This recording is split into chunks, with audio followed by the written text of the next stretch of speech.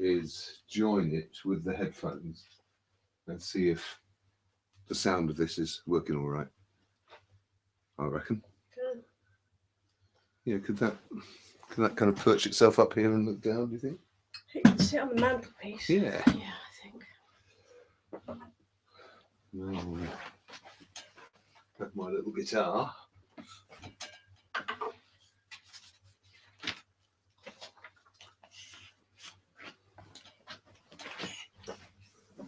So here we are.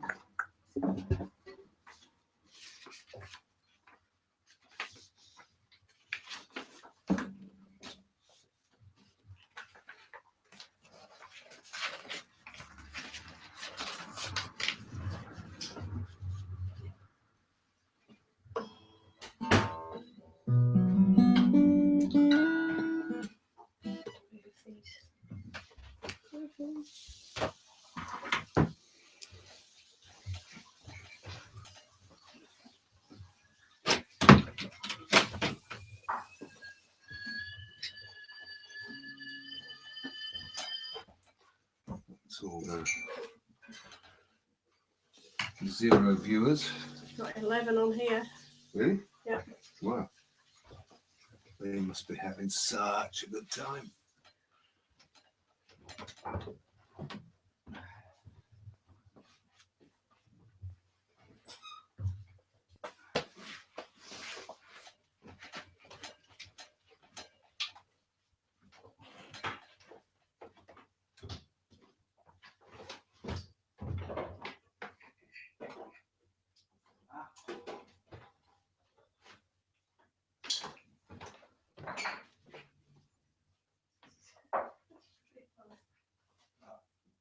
Just looking at cameras and filming.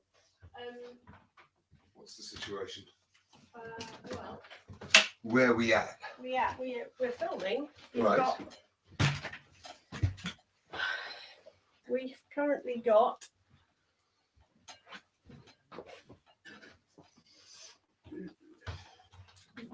basically we've got the stool. So if you're at the stool, we've got you. Okay. But it would be good to be able to have Periscope on something. A bit more forward facing. So, Right. Can we do Periscope on the just online? I think there is an app that lets you view.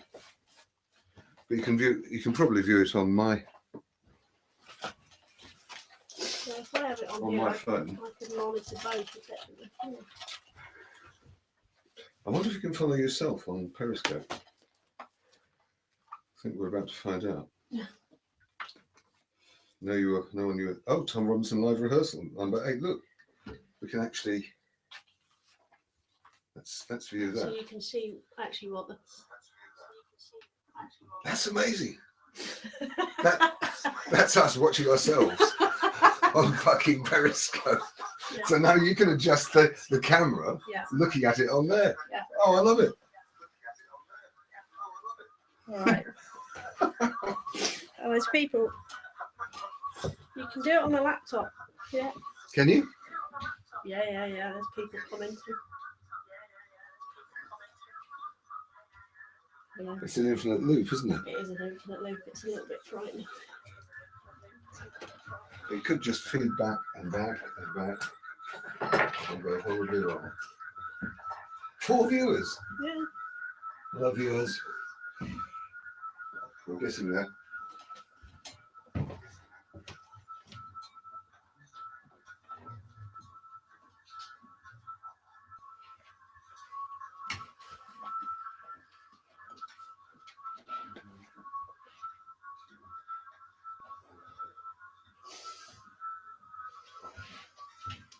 Just laid it somewhere.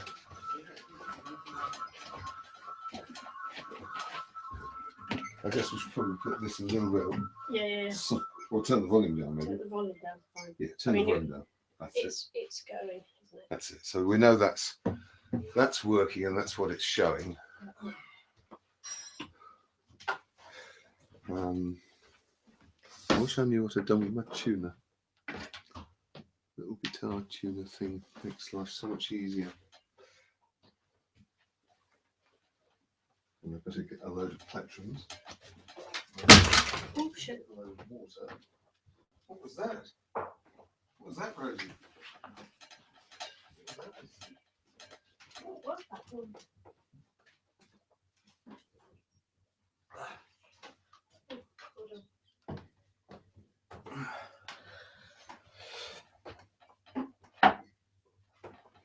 Oh, for me, Tom. For you. I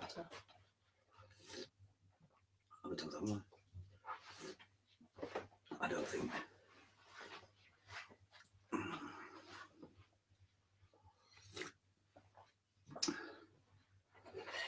Which camera is it?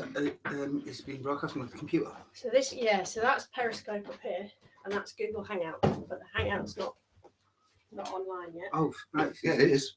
Oh, is it? Hangout's actually broadcasting as well. So why am I not? So you should be able to pick it up. Theoretically. Because we've got 6 viewers, astonishingly. Oh yeah, no, I have got it. Sorry. Thank God for that. Anyone seen my little black clip-on tune? Yeah, I've seen it. Where have you seen it? That's the question. Where did we see it? Video has been removed by the user. Have you updated the? Yeah, view the updated one. Is that on Facebook? No, it's on that. It's on that page. Go to the page, close the video, and click on the updated link. Really bloody stupid. That's from when I tried to test it out this afternoon. Still no sign of the little tuner. Oh, here it is. There on the keyboard. Right there on the keyboard.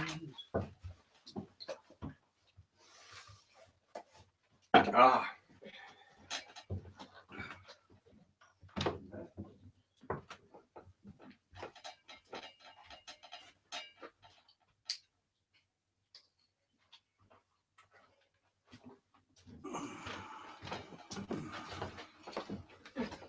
Do us a favour, quick favour. Aye. Can you grab? Just hold it up. Okay, it's doing a white balance now. Yeah. Thank you. Mm-hmm. I can never remember that before. That's working.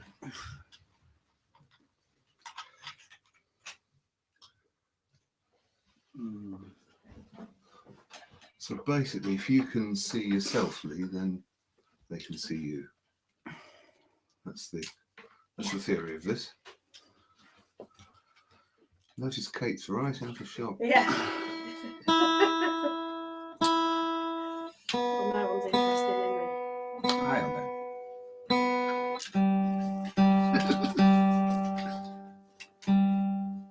Because I don't need a wee halfway through.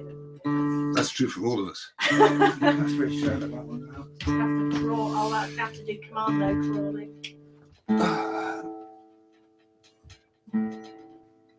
This one might, isn't it?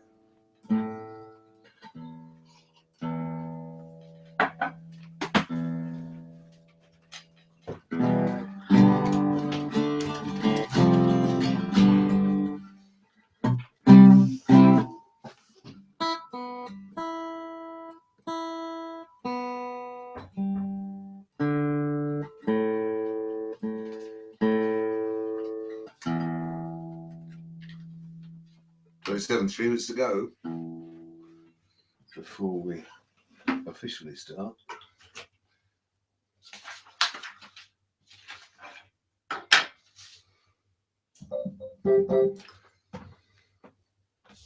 So it's like a 3 or 4 second delay.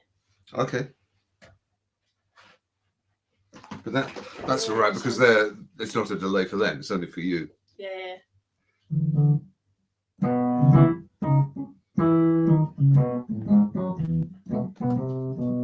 What a summer, 1940. See the girls' knees, naughty, naughty. Dab a broke cream on the temple, just a wink there, keep it simple. Maxie Miller, Phyllis Diller, hit the bill on Saturdays. 10 years older, but these places never change. They never change, and Daddy will do the whip it two-step in his funny old way.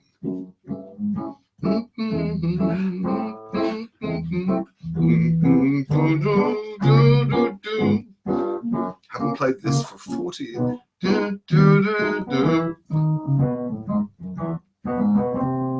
But we played it so much that it still falls under the fingers. Impressive. It is very, very impressive. The one that's really going to fucking defeat me completely is Oh You Pretty Things. Wake up, you sleepyhead, sleepyhead, sit off your bed. Look on the fire for me, made some breakfast and coffee. Look out my window, what do I see? A hand in the sky and a crack in the sky and a hand reaching down to me. All the strangers came today, and it looks as though they're here to stay.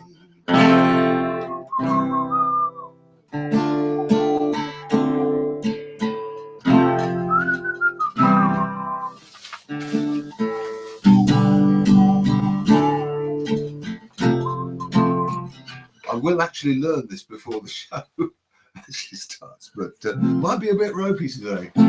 Never mind. Lee's going to play a few songs first anyway, so there's a chance for me to.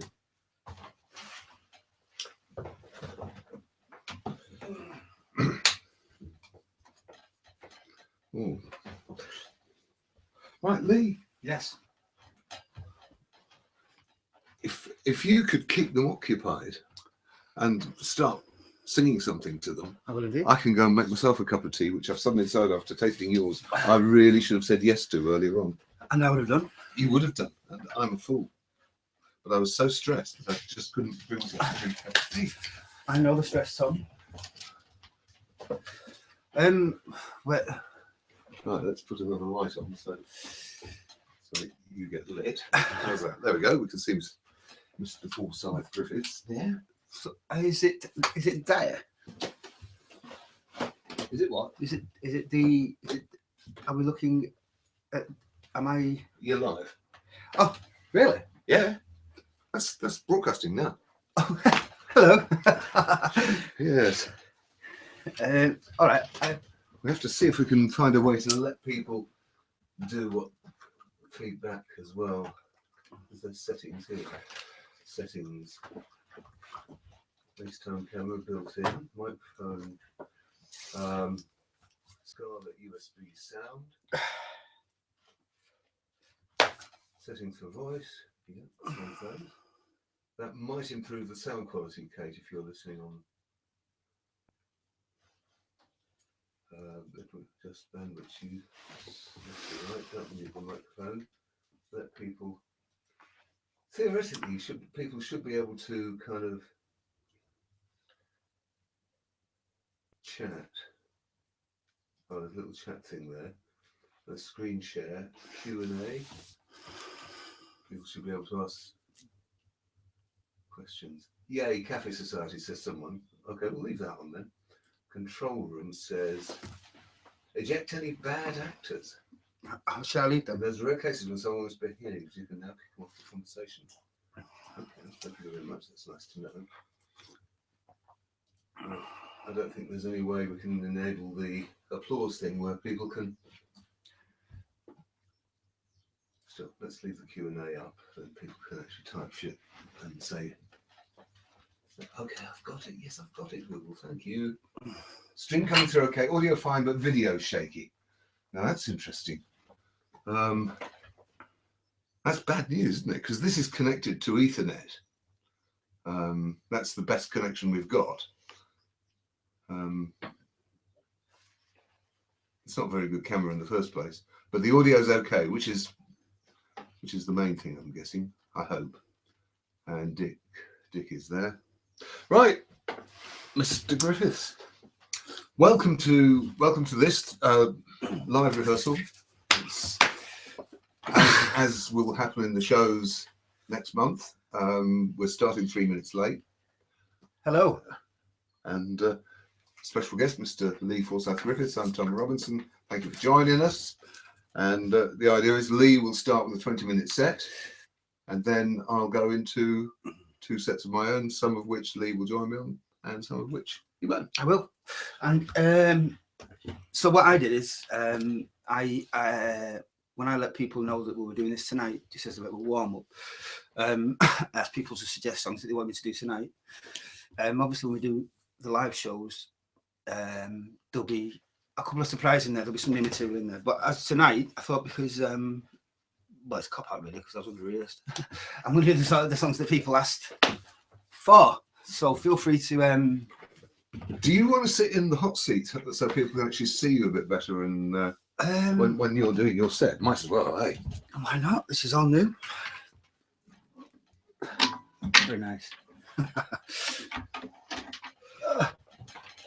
Oh dear. Right then, good evening. A bit strange, very strange indeed, in fact, because there's no sort of direct audience, so it's all a bit strange. So I ask you to bear with us, and I will start on a song that a lot of people ask for, which is off my first album, Northern Songs, and it's a song called Astronaut.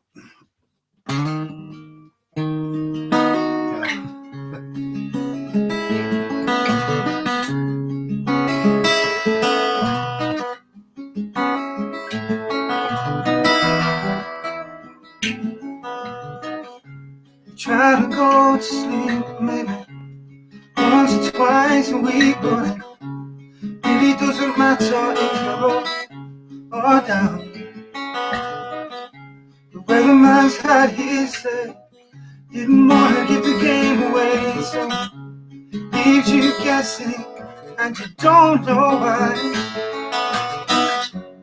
But if your friends could see you now, they'd never believe you. They just say you gotta move yourself. And it was only a matter of time. You go from town to town, nobody close around you, and you still look for something new to say. You can't let it get you down, so you keep your feet firmly on the ground, and you see through all the bullshit, cause they'll take it away. But if your friends could see you now, they never believe you. They just say you gotta love yourself. It's only a matter of time. Do you whine and die? Oh yeah, I do it all the time. It's so nice to be nice, especially when you can afford the asking price. You don't laugh, you don't care. You got the makings of a millionaire. So how does it feel to be on top of the world? Cause you said you'd paint me a picture, so go and paint it for me now. You said you'd show me a way forward, show me how to get out.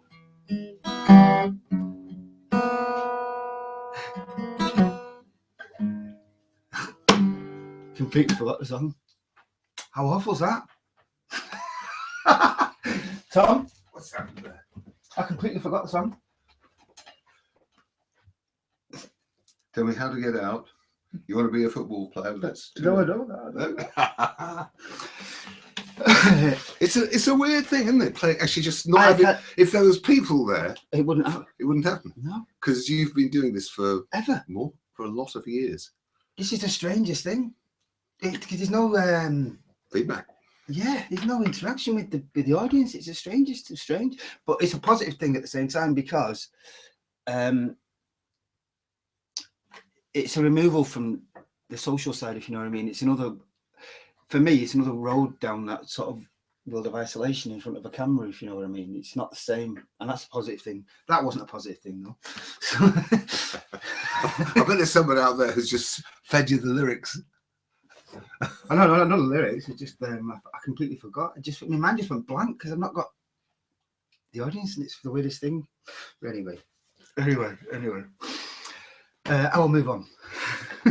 Well, what we'll do is we'll at the end of this we'll put together a playlist, because I'm only doing fragments of songs in the course of mine anyway. We'll put together a whole playlist of everything at full length, with some of the pictures that we're talking about in the course of the story. Right. And then people can actually hear the video of you doing Astronaut at full length and catch up with what they missed.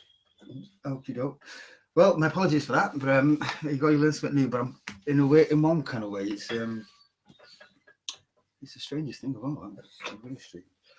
But anyway, I will move on to the next one that I was asked to do. We should meet me halfway. It's really strange. Yeah.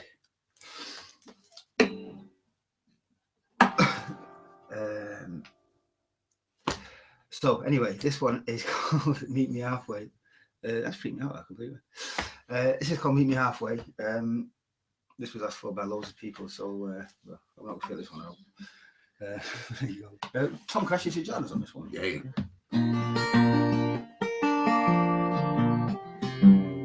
My little tune is on the end of my guitar if you want it.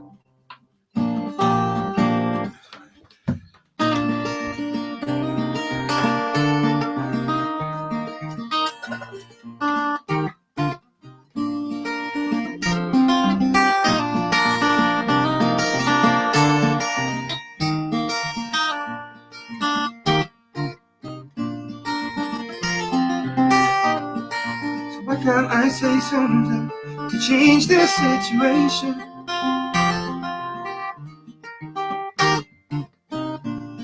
An open words of wisdom springing to my mind.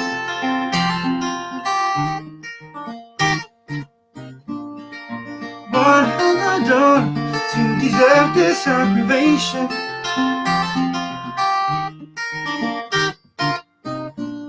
I never said I'm perfect, but did it once a lie. Meet me halfway. Do I have to get a stick so you can beat me once? Meet me halfway. You're not fair, 'cause I'm trying so hard to get to know you, girl. You're not giving anything away, and I've tried every trick in the book to try to break you down, but I stand defeated. I hold my hands up now, you beat my hands down.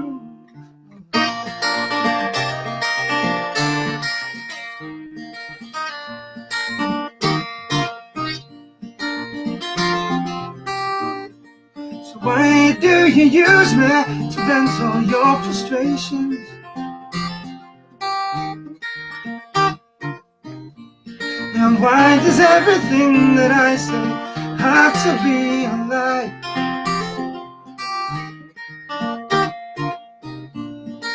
Why are you so deeply into confrontations?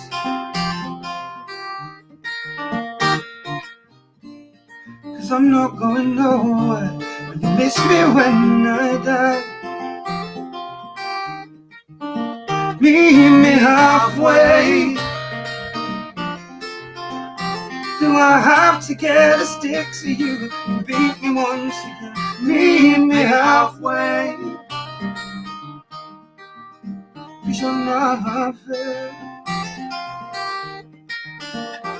'Cause I'm trying so hard to get to know you, girl. You're not giving anything away, and And I've tried every trick in the book to try to break it down, but I stand defeated. I hold my hands now, leave hands down.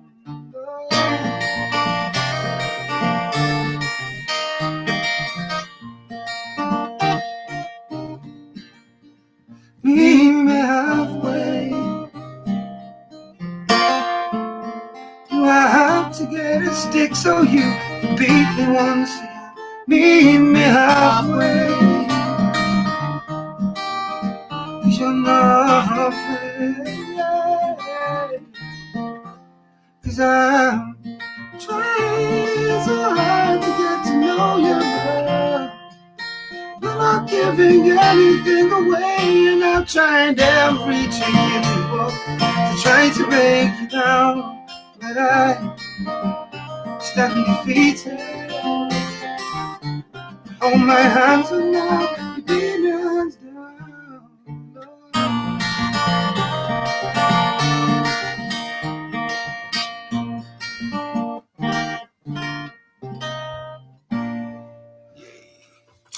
Love that one. Excellent. Thank you very much. Next one. This is the strangest. Tell you what, can you tell them a joke? Because that will give me time to go and get my tea. And give you time to drink your tea. No, thank you very much. And I particularly like the one about the peanuts of the jukebox. Oh, I remember it. You reminded me of it, didn't you? All right, so a guy walks into a pub. That's a custard, so I need to joke that, isn't it? Guy walks into a pub. Walks to the bar, says, excuse me, can I have a drink, please? Guy says no drink. He walks over to the jukebox. I can't remember the joke. No, he doesn't. He walks up to some nuts on the bar. And the nut says, the nuts turn around to him and says, "Tell you what, mate, you're looking rather sharp tonight, you." He looks at the nuts and he says, "Oh, thanks very much." He went, "No, just what the nuts just said to him. I just thought you should know that you're looking rather smart tonight, looking rather sharp. You're a good looking bloke, aren't you?" So he turns around to the nuts and he says, "Thanks very much." So then he goes and he thinks, he walks over to the jukebox to put some tunes on. And the jukebox turns around to him and says, "I'm not being funny, mate, but do one. Do one. I can't even bear looking at you, you're too ugly." So he says to the jukebox, "There's no need for that." So the jukebox says, "Just do one. Just do one." So he walks back over to the bar and says to the bar, excuse me, barman." So the barman says, "What's up, mate?" He says, "Well, I've just come into your pub." He said, "I've walked up to the bar," he said, "and the nuts were very complimentary," he said, "but the jukebox was totally out of order." Rubbish joke, is it? It's rubbish joke, sorry, Tom, it's rubbish. There we go. No, that's my favourite. Yeah, so when I put this up on online, the other one that I was asked for was one I did the other day for the first time in ages. A song called "Quarter Life Crisis." Let's see if I can remember this one as well.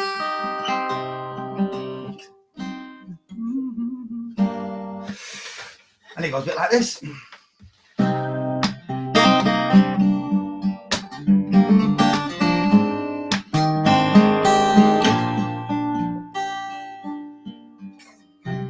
You're getting younger. Your friends are dropping like flies. You feel a strange sense of injustice because they're starting to make sense of their own life. And whilst planning for the future, you find it harder to believe. And you don't want to accept it, but you're not 18 anymore. You've not done bad, but you want more. And don't act like you know the score. Welcome to the real world. Okay, I've woken up. So which way now? Give me responsibility. I've made down. 'Cause I'd rather sit around. Try to find an easy way out. At least I'm being honest. You did more than I could save you.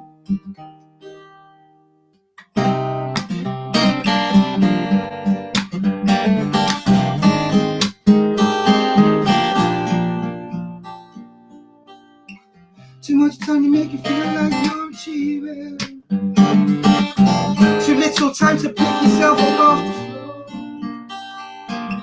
Trying to find a time you can refer to, but you never known a time like this before. And whilst looking to the future, you're not as optimistic as before. And you're starting to accept it that you're not 18 anymore. You've done your best, you can't do more. And don't act daft, you know the score. Welcome to the real world. Okay, I've woken up. So which way now? Give me responsibility and I'll break down. Cause I'd rather sit around and try to find an easy way out. At least to be honest, which is more than I can say for you. I'm gonna hit the bottle, become a member of AA, become a born again Christian, and see if God can lead the way. I'm gonna be a rock and roll musician who just burns out and fades away.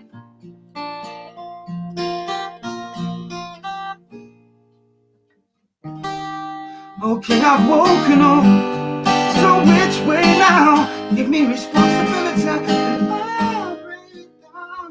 Cause I'd rather sit around trying to find an easy way out. At least I'm being honest, at least I'm being honest,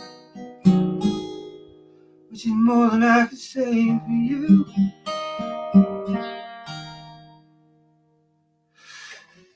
Whoa! Cheers. Cheers. We're getting visitations from the dog. I noticed that. Have you It's seen the just dog? kind of- Have you seen the dog? Come and look at the dog. Here she is. Hello, come here. Look. Rosie, come here.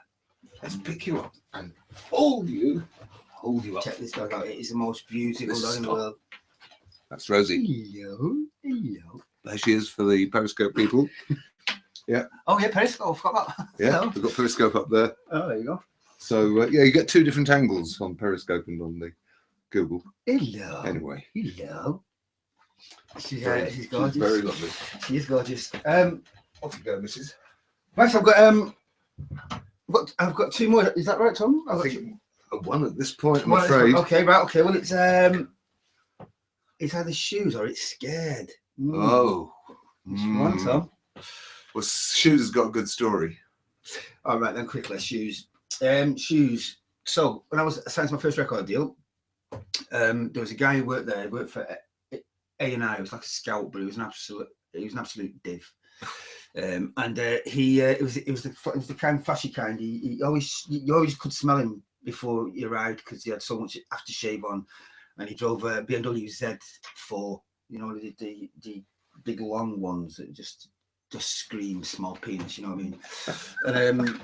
And he always used to wear cords as well.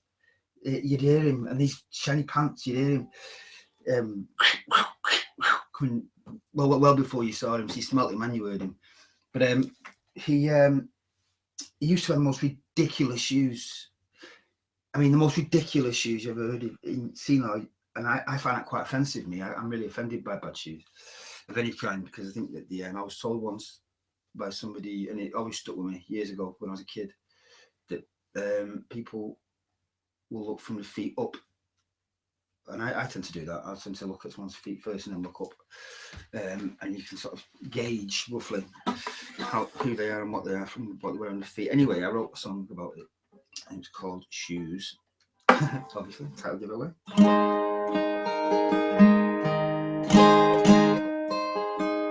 And I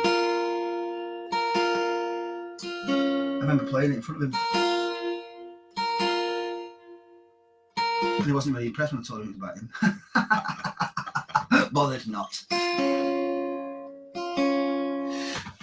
So what I want to do is, I'm going to play for time while I just tune this up.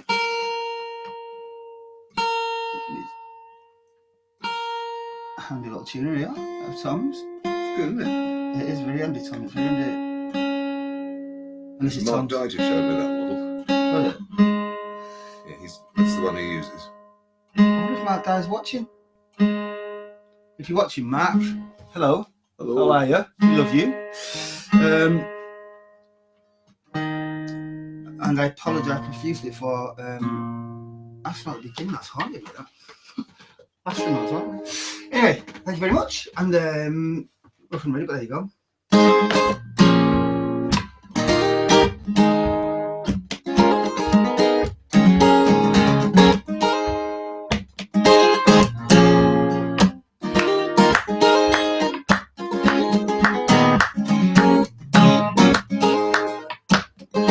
Who the fuck are you to tell me anything? You never done anything in your whole sad life. Sitting being cool, yeah, brown nosing everyone, yeah. Mask keeps slipping and your shoes are shite, yeah. What goes around comes around, or so they say. Always the last one to get picked again. What are you called again? Can't remember your name. Looking you without your words of wisdom, it's all the same. I don't need to hear what's on your mind. Start using your own words to stop stealing mine. I don't need to hear what's on your mind. What are you called again? Can't remember your name. I can do without your words of wisdom, it's all the same.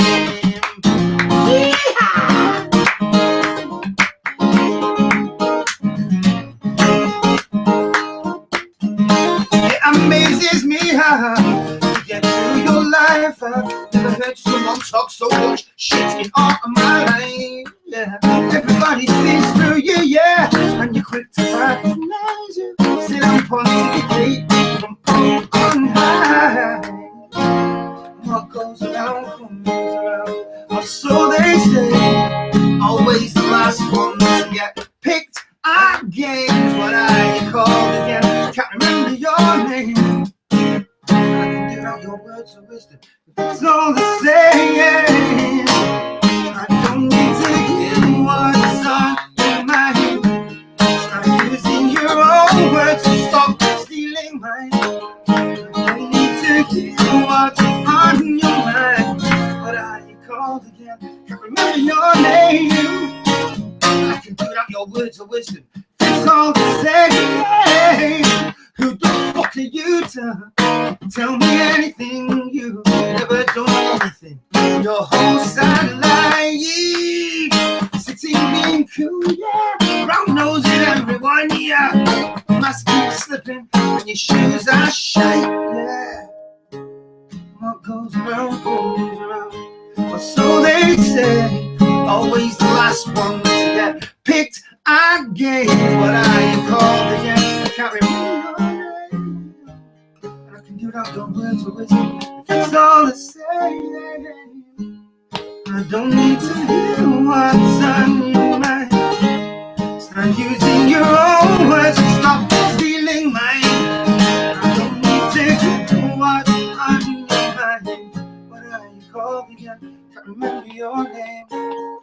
I can do without your words of wisdom, it's all the same.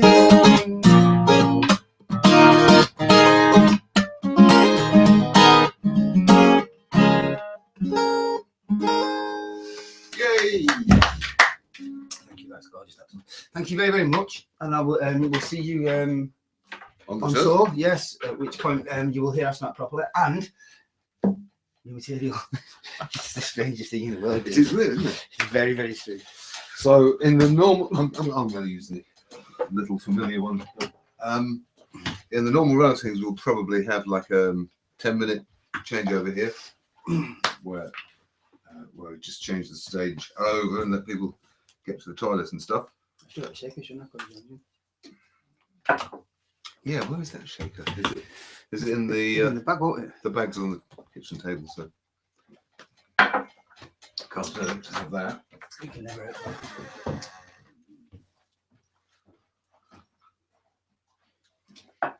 So let's just check. Claps, claps, claps. Says Steve Jones. Not bad for a webcam, actually, says Kevin Butler. Is that Katie around the corner? It is Katie DeBan. Yes. William Dobson saying that. Mad Biker, applause. Beautiful dog, says Imbar. More claps from William. Let's just check on the other. I think you're coming through fine. This is the one I wanted. I love this track, Lee, says Kevin. Which one is it? How do we clap? I don't know. There is meant to be a clapping thing, and I'm meant to be able to enable it, but I'm sorry, I've just been a bit rubbish and I don't know how to do it. That doesn't seem to. Broadcast settings, no, it just doesn't seem to. There's, yeah, I don't know. Adjusted your audio level. That's making it louder for you, I hope. What does Showcase do? Opening Showcase. This feature is disabled, so let's not even bother with that. So we'll go back to Q&A, so you can send us little messages. All right, let's imagine that I've just walked out on the stage. Thank you.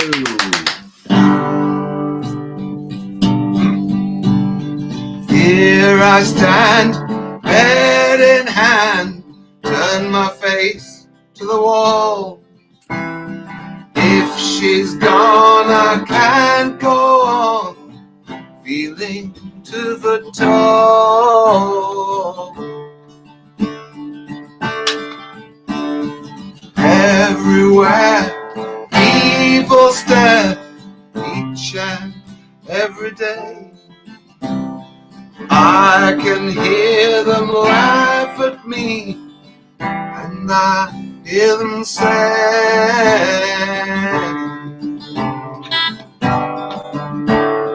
hey, you got to hide your love away. Hey, you've got to hide your love away.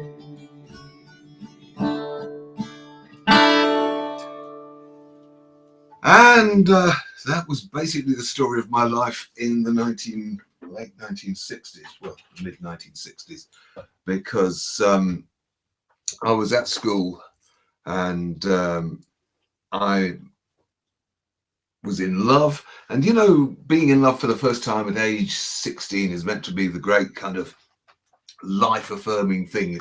It's the thing that books and movies and songs and everything, sweet 16 and in love, that's meant to be the prime of life for everybody.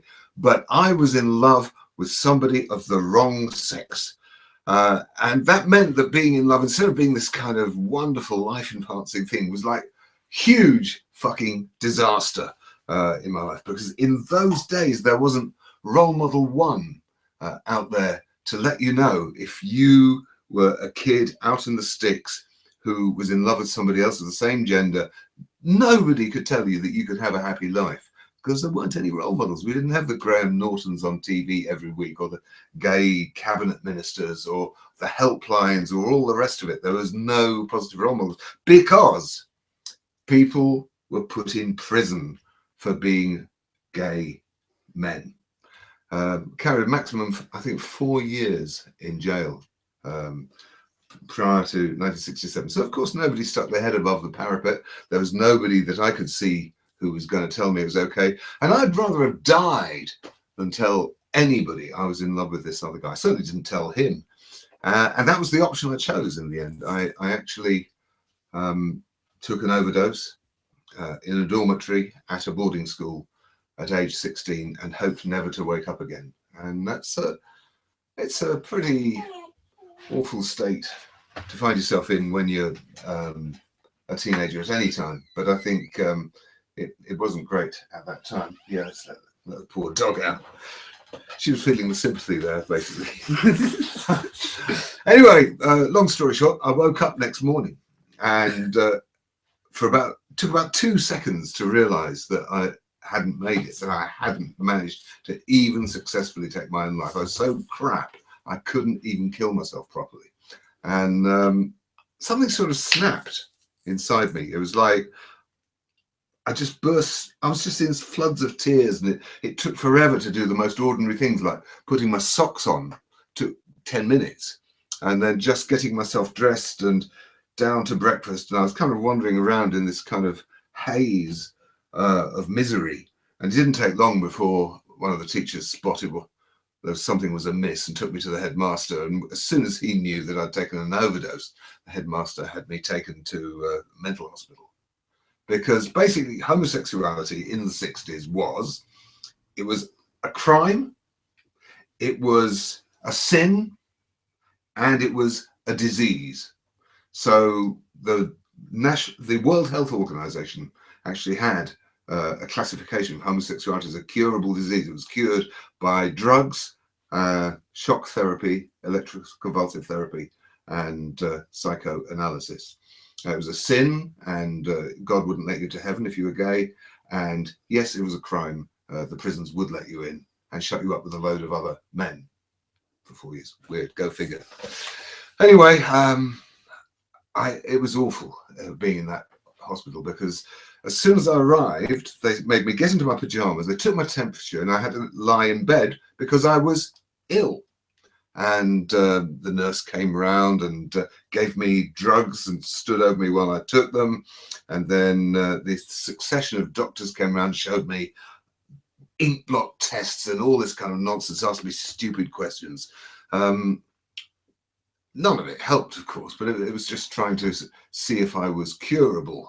And in the end, let's fast forward a couple of months. I'm let out of the hospital, and my dad is taking me in the car down to Kent, to the Last Chance Saloon, which is a therapeutic community for disturbed adolescent boys in Kent. It took us about 3 hours to drive there, and we end up going down this gravel drive and big yew hedges on both sides, and we pull into a courtyard where there's this dilapidated Jacobean manor house. Really beautiful, but like really battered. So all the leaded windows have been broken and then mended, and then broken, then mended again, time and time again. And there's this row of unshaven faces at the window staring at us as we come out of the car in the courtyard. And they've got like really long hair. And I was thinking, what is this place? And I get ushered into the front door into a much more kind of salubrious side of the house, where nothing's broken, it's all beautifully polished, everything's nice. And I get shown into an oak paneled study, and this little old stooping tortoise of a man, he was a man in his mid-70s, I'd say early to mid-70s, wearing an old tweed jacket, and he had a pair of misty plastic spectacles on, and slightly stooped, and he came up to me and he took my hand as I went to shake hands, and he took it in both of his and held it for longer than felt comfortable, and peered over his glasses at me with his really penetrating eyes. And he went, "Hello," he said, "you're very lonely, aren't you?" And I just could have cried on the spot. Because after all the drugs and the ink blots and the bullshit and the therapy and the temperature being taken and being kept in a hospital, there was somebody who just looked into the heart of me to see where it was hurting, and could see the hurting, and he touched it right there, and he could, like, I just knew he could make it better. And I trusted him with my life instantly. In that moment. Now I ended up staying at this place. It had about 40 to 50 young men aged between about 14 and early 20s, because nobody was ever sent away from there because they'd reached a statutory age. You went when you were ready to leave, not because the money had run out or whatever, or because you were now 18 and therefore cured. There were 10 members of staff. There were about 8 dogs and any number of cats. There was an old pond, a vegetable garden, a rose garden, cricket nets, croquet hoops out on the front lawn with a huge cedar of Lebanon, about 3 grand pianos in various states of repair distributed around the place. There was an art shed for painting. There was a wood-fired pottery kiln that had been built by the boys, and they dug their own clay and made pots and fired them in the kiln. There was a shack full of electronic junk, and there was a boy with a soldering iron in there making radios and shit. And then next door there was another shack which was full of metalworking stuff and mobiles. There was somebody making beautiful, intricate metal mobiles that sort of turned in the breeze. And everywhere there were these kind of ragged boys in kind of shaggy clothes, everything, and the place just crackled with life. And they'd come from all walks of life. For some, it was an alternative just to exclusion from school. For some, it was an alternative to mental hospital. For some, it was an alternative to Borstal, because I mean, these boys had been like really through hell in their early years. And there's some really former tough nuts in there. And then for some, it was just like me, it was the alternative to extinction to be there. Anyhow, it saved me, totally fucking saved me. And that's where I've got to meet people from all kinds of different backgrounds, boys from different countries, boys of different colour, race, class, and particularly some of the hair-raising stories. It's where I first learned the term taking without the owner's consent, twocking, which is like a completely standard term that just didn't come up, curiously enough, at the Quaker boarding school that I've been sent to. But I later incorporated some of that into various other songs that I wrote. And this one in particular was based around that experience. We used to nick motors for a joyride till we ran to Black Maria in this XJ6 to give my brother time to get clear. I tried to punch a few policemen before I got nicked, got Borstal for taking and driving away and beating up the boys in blue. But Martin never missed a single visiting day. He hitched from Clapham to Crewe with my racing mags and the little bits of news, smuggling in ciggies and a little bit of booze. No one ever had a brother like Martin. No one ever had a brother like him. No one ever had a brother like Martin. No one ever had a brother like him. And I met a lot of brothers while I was there. You know, we rubbed along, we got on with each other one way or another. You know, you didn't have to like everybody. A community isn't about everybody thinking the same or doing the same or dressing the same or behaving the same or being all buddyish and pals together. A community is different people who are thrown together by circumstance. A community is the people who happen to live in the same road as you. It's people you happen to go to school with, happen to be in your class. It's people you end up on holiday with. Community is random. And that's what was brilliant about it. And the therapy really was the communal life, because if you didn't do your washing up, nobody ate. And that kind of, in terms of helping people who are very selfish and very self-absorbed and unaware of the world around them, it does help in the most practical way possible people to broaden their horizons and acknowledge that they're part of humanity. Anyway, I could do a whole show just telling you all about Finchden Manor, because it was the most amazing place. There is a website, finchden.com, and I wrote an article about what it was like there. You can check that out, and that will give you a wider idea, and there's a few photos in there too. Anyway, at age 23, I finally left Finchden, and instead of going back to my parents and the life that my dad had planned out for me, I moved to London and got a job as a clerk in a music publishers company through the MU, and just started forging my own life. I managed to get a rented room in a landlady's room in Clapham, and it was an exciting time, the early 70s. It was a very exciting time to be in London, because all kinds of new ideas and liberation movements were happening. Women's liberation in particular had taken off as a new concept in the late 60s. And equally, civil rights was firmly on the agenda in America, through Martin Luther King onwards through to Black Power and Black Panthers. People were like taking the rights that had been denied to them for so long.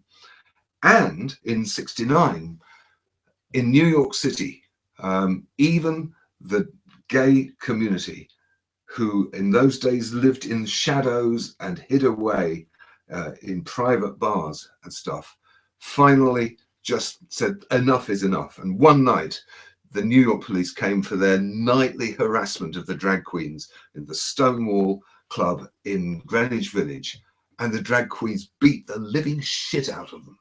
They drove them. They were terrified. They set fire to the police cars. They locked them in one of the clubs. They had to call in massive reinforcements. And when people heard there was a riot happening down in Greenwich Village, they pitched up and joined it. It took them 3 days, 3 fucking days to shut the drag queens up in Greenwich Village. And there were kind of kids coming down from Harlem saying, oh, somebody's beating up the police, we'll come and join in. And it was the most amazing moment when people who were non-heterosexual just went, fuck it, we're proud, we're here, get used to it. And it's an idea that's taken a long time to take hold, but that was a real insight for people. And that movement then spread out worldwide. And by the time I got to London, the Gay Liberation Front in London had been formed, and in the way of all liberation movements, broken up acrimoniously into 1,000 different splinter groups, everybody fighting each other. And I'll just say that the gay in Gay Liberation Front did not mean what it means today. It meant everything non-heterosexual. It meant, you know, lesbian, bisexual, transgender. It meant sympathetic, flexible, straight. You know, just anybody who wanted to come on one of our demos or come on one of our marches, they were welcome under that big banner of the big GAY. So we had Gay Switchboard, we had Gay News, we had the Gay Liberation Front itself. There was the Gay Sweatshop Theatre Company, but particularly Gay News was really, really important. I'll come to that in a moment, but the other thing that happened was music. Because all through the 60s, as somebody who was in love with another boy, but loved music, I didn't have any music about my life. You got to hide your love away. John Lennon went, if she's gone, I can't go on. The pronouns were always wrong. It's always, I know what you mean, but not about me. And when Bowie came along, that was like, finally, somebody is telling our story. You could read your own life into it. Turned out later he was having us on. Didn't matter. Didn't matter. He soundtracked the experience that we had. And early on, after moving to London, I got picked up by a young guy my own age who was a guard on British Rail and had a little old-fashioned flat near King's Cross. And I went back to his flat and we stayed the night. And when I woke in the morning, he was already downstairs in the kitchen getting stuff ready and laying the table. And I came downstairs and he'd just put on a record, which I'd never heard before. And it was Hunky Dory by David Bowie. And the first record had been and gone. The first song had been and gone. And then the second song came on as I walked into the room. And I swear to God, this is true. He had an open fire, burning logs in his sitting room. And as I walked in, I actually heard, wake up you sleepyhead, put off your clothes, shake off your bed, put another log on the fire for me. I've made some breakfast and coffee. Looked out my window, what do I see? A crack in the sky and a hand reaching down to me. All the nightmares came today, and it looks as though they're here to stay. What are we coming to? No room for me, no fun for you. I think about a world to come where the books were found by the golden ones, written in pain, written in all by a puzzled man who questioned what we were here for. All the strangers came today, and it looks as though they're here to stay. Oh, you pretty things, don't you know you're driving your mamas and papas insane?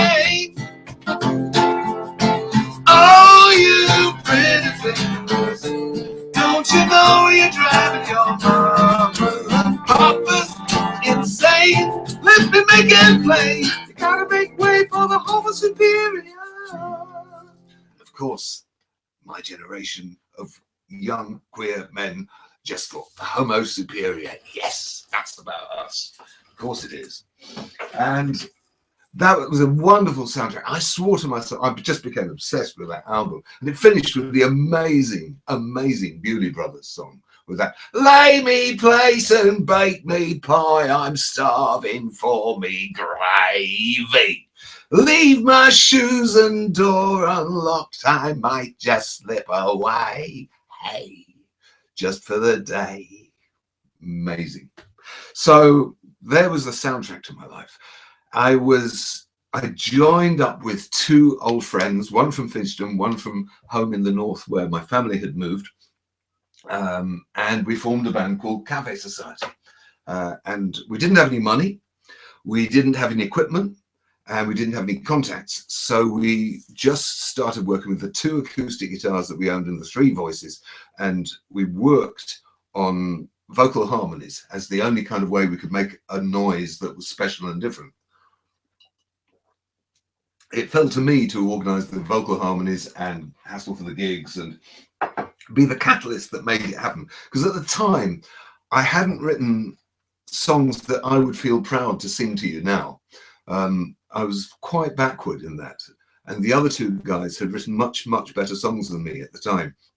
And also I could sing much more in tune than I could at the time. So I was like the third vocalist and the arranger and the catalyst that kind of helped organize the whole thing into a show that worked. And we went around playing open mics, except there weren't any mics, we just called them floor spots, in the folk clubs of London. There were no mics, it was just acoustic. And that's what we did. And eventually we got offered our own residency at the Troubadour Club in Earl's Court. At the same time, I was starting my music career with Cafe Society, working my day job, and there was this whole new life, which was living openly and being able to love other men and not feel guilty about it and not feel ashamed and not be censored by other people around me. And the key thing to that was gay news. In those pre-internet days, there was no way of contacting other people or knowing where they were or what was going on. And the genius of gay news in those early days was that it was just a newspaper. It wasn't like the gay magazines you see today, which will have kind of chat lines and porn and stuff in the back. It was all just news, and there were kind of Lonely Hearts ads at the back, but that was about it. And the photographs they took were just of ordinary lesbians, gay men, transsexuals, bisexuals, going about their daily lives. It made it normal. It was a normal newspaper for us. You could read it on the tube and nobody would go, oh, look, he's looking at porn. We weren't. But it was a proud thing. And I found that my local newsstand at the tube station every fortnight had a new copy of Gay News there. So I started buying it at the tube station. And then one day I decided to read it on the way to work. So I stood on this crowded tube train on the Northern Line, opened up my copy of Gay News, like, come on, who's going to make something of this? And I could just sense this guy behind me. He was a stereotypical city gentleman. He had the pinstripe suit, he had the briefcase, he had the umbrella, he had the bowler hat. He really did. And it was just sort of clearing his throat. He was definitely about to say something going on just over my shoulder. And just before I got off at my stop for work, the fortnights just seem to fly by, don't they? It just cracked me right up, because he was a reader as well, and it just made me go, yeah, fuck it, we're all people, let's get on with it. But the thing I saw in Gay News early on was that there was going to be a ball at the local community centre in South London, about a mile from where I lived, in a month's time, organised by the Gay Liberation Front. They called it, a GLF ball. So I thought, wow, this is going to be brilliant. I really have to go to this. And I was counting the days down to come off, and finally the day arrived, and I put on what I imagined were my most alluring clothes, and I trogged off down to Stockwell to the Surrey Hall. And as I got round the corner, I saw outside the entrance to the hall, there was this gang of youths loitering. And I thought, oh, fuck, this isn't going to go well. Maybe they're waiting there to kind of beat up everybody who tries to go in. But as I got closer, I saw they all had GLF badges on. And they were the welcoming committee. And it was like coming home. I swear to God. Because in my teens and living in small rural villages or at schools, we used to have dances where somebody would get out a couple of record decks and some homemade amplifiers and would play everybody's records, and we'd all dance to them. And everyone would sit around the outside of the hall, and then you'd get up and go and ask someone to dance. That was standard. I was completely familiar with that. But what was mind-blowing about this particular dance was that you could get up and ask somebody you fancied if they wanted to dance. The boys were dancing with the boys. The girls were dancing with the girls. And suddenly I got the whole point of dancing. You know, it was one of those things like football up to that point, that you knew everybody did it and you were supposed to like it, but you really couldn't see the point of it. You know, why do we do this dancing? And then suddenly a penny dropped. You do it with someone you fancy. It's a courtship ritual. It was brilliant. Dancing for the first time, seeing somebody I fancy, going up to him and saying, can we have this dance? And him going, yeah, all right then.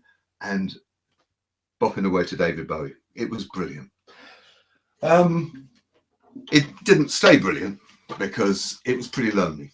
Living in a bedsit, well, in a landlady's spare room in Clapham, in that kind of early wilderness, it was very hard to kind of form lasting relationships, and it was quite a lonely old life. And here's a bit of a song called Cold Harbour Lane, an extract from that song, just dealing with that first experience at the dance. The first night I dared to come out on the town, it was hard believing my eyes.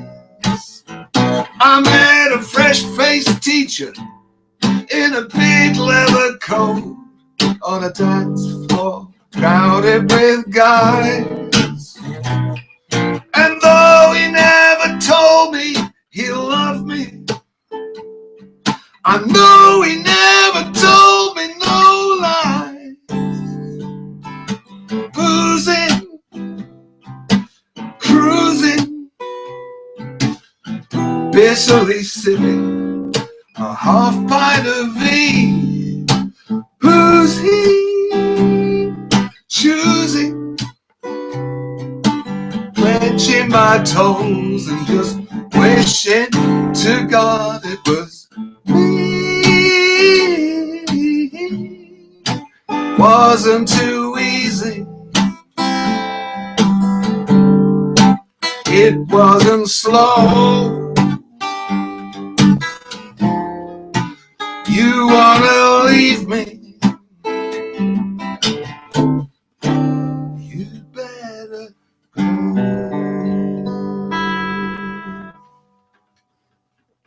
Again, we'll publish a playlist with a place where you can hear the full-length versions of these songs. But there's so much to pack in.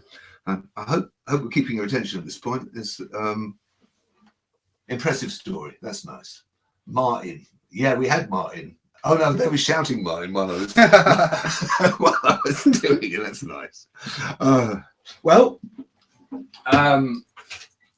with Cafe Society, we had our residency, and one night, Ray Davies of the Kinks came down to see us, and he was thinking of forming a little independent record label of his own, and he took us up to his studio at Conk Studio, which is still there in Hornsey,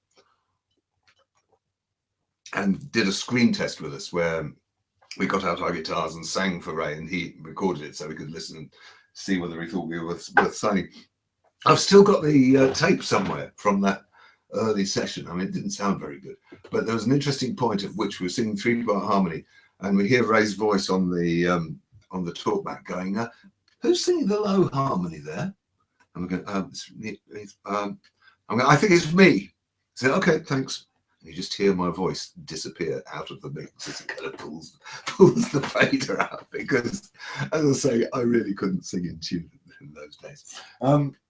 The songs that Hereward and Raphael wrote for that band, some of them were, I still love them very much today, and were very kind of almost spiritual and very beautifully kind of pitched. But then we also had this kind of strong streak of whimsy, which we kind of inherited a bit from working with the Kinks, and thought that twee and whimsical was also a good idea. And you know, it worked for Ray. I'm not sure if it worked for us. We put out a single, just the one, produced by Ray, and I don't think it sold very many copies, to be honest, but I'm going to play you a verse from it anyway. I co-wrote this with Hereward. It was called the Whitby Two-Step. What a summer, 1940. See the girls' knees, naughty, naughty. Dab of hair cream on the temple. Just a wink there, keep it simple. Maxie Miller, Phyllis Diller, top the bill on Saturdays. See the sea spray where the gulls play. Pack the holes in the old palais. Daddy will do his Burton's hat trick. 3 crates on the bus. Thanks to Mummy, Uncle Reg is quite becoming one of us. Reg is quite becoming one of us. And so it carries on. There we go. But that's the Whitby Two-Step, which was our one and only single.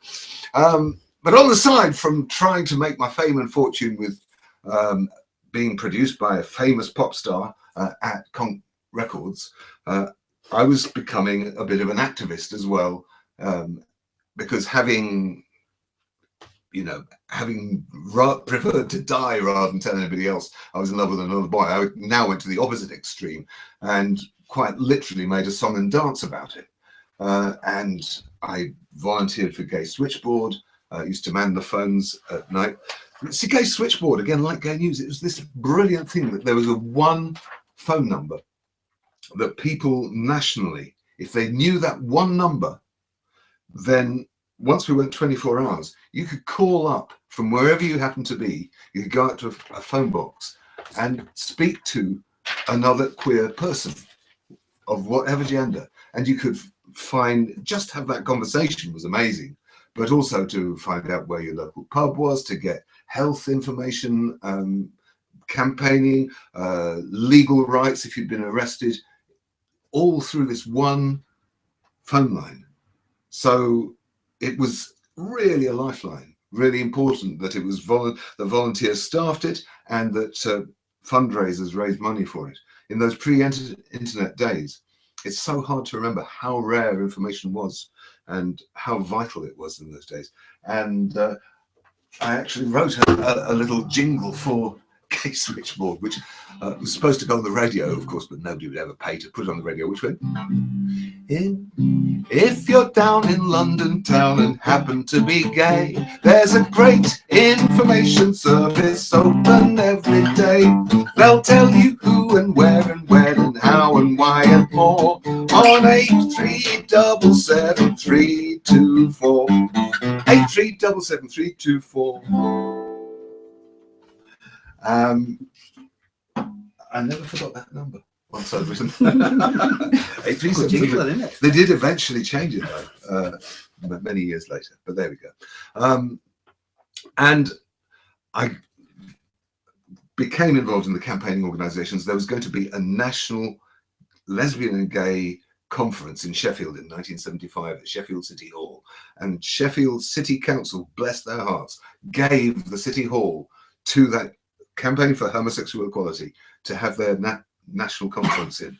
And I was invited to write a song and make a little record that would be pressed up, especially for the occasion, to celebrate it. So I thought I'd apply my brilliant songwriting skills at writing a little anthem for us to sing. So I wrote this really kind of kinksy Pollyanna little song, which was called "Good to Be Gay," and we've been analysed, ridiculed, and driven away by our elders and betters just for growing up gay. They trampled on our feelings till we hit them for shame. Well, now glad to be gay is the name of the game, 'cause it's the same old story all over the world. When a boy meets a boy and a girl meets a girl, we all come together 'cause we're happy to say it's a natural fact that it's good to be gay. And I recorded this with a lesbian duo called Rose and Annie. They did the, when I did "When a Boy Meets a Boy," they go, "And a girl meets a girl." And they're very rare indeed. I think only a few hundred copies were ever pressed, and they now sell for either 10p because nobody wants it, or they sell for 100 quid because it's so incredibly rare. But I don't even have one myself, to be honest. Anyway, that Pollyanna kind of view of how great it was to be homosexual was very rapidly brought a bucket of cold water by the way events played out, because as it turned out, after supposed law reform in 1967, where the age of consent for gay men was reduced to 21 years, well, it was set at 21 years, 16 for heterosexuals, but 21 for men, no mention of women whatsoever. Actually, the number of arrests went up, because now that there was a clear framework and it was new legislation, the police went to town on it, because it was a dead easy arrest to run in a few queers, because they weren't going to resist arrest. There wasn't going to be violence involved, and your arrest record would go up and you'd get your promotion. So more gay men went to prison after 67 than before 67. Plus, to be honest, the Metropolitan Police were completely out of control in the mid-70s. They just, if you think they're bad now, I mean, they were just awful then. And the so-called notorious sus laws, where they could pick anybody up on suspicion of being about to commit a crime. The crime could be being black in possession of a motor vehicle. It was like really disproportionately, as today, still people of color are disproportionately arrested compared to white people. But back then it was an epidemic. I mean, the anger that was there. And then they started on the gays as well. They started going around the gay pubs of Earl's Court, running people in, getting easy arrests. The editor of Gay News tried to take some photographs of them beating up stockbrokers wearing leather and chains, and a policeman came up to him and said, "Have you got a receipt for that camera?" And he went, "Well, no, it's my camera." I said, "Right, you're nicked on suspicion of having a stolen camera because you haven't got a receipt to prove it's yours." And they took him, they exposed the film, they took him in the van, beat him up, arrested him, and did him for obstructing the police in the course of their duty. So it was pretty ridiculous what was going on there. And then I got a chance to play guitar for a group who'd come over from New York of actors and activists who had been eyewitnesses at the Stonewall riots. They were called the Hot Peaches, and they came and did a season of a show called The Divas of Sheridan Square at Oval House in South London. They needed a guitarist. They couldn't bring their own band with them, and I was recruited for this. And I saw the poster for this show, and I thought, I'm not going to like this really, because they were exponents of what was called radical drag.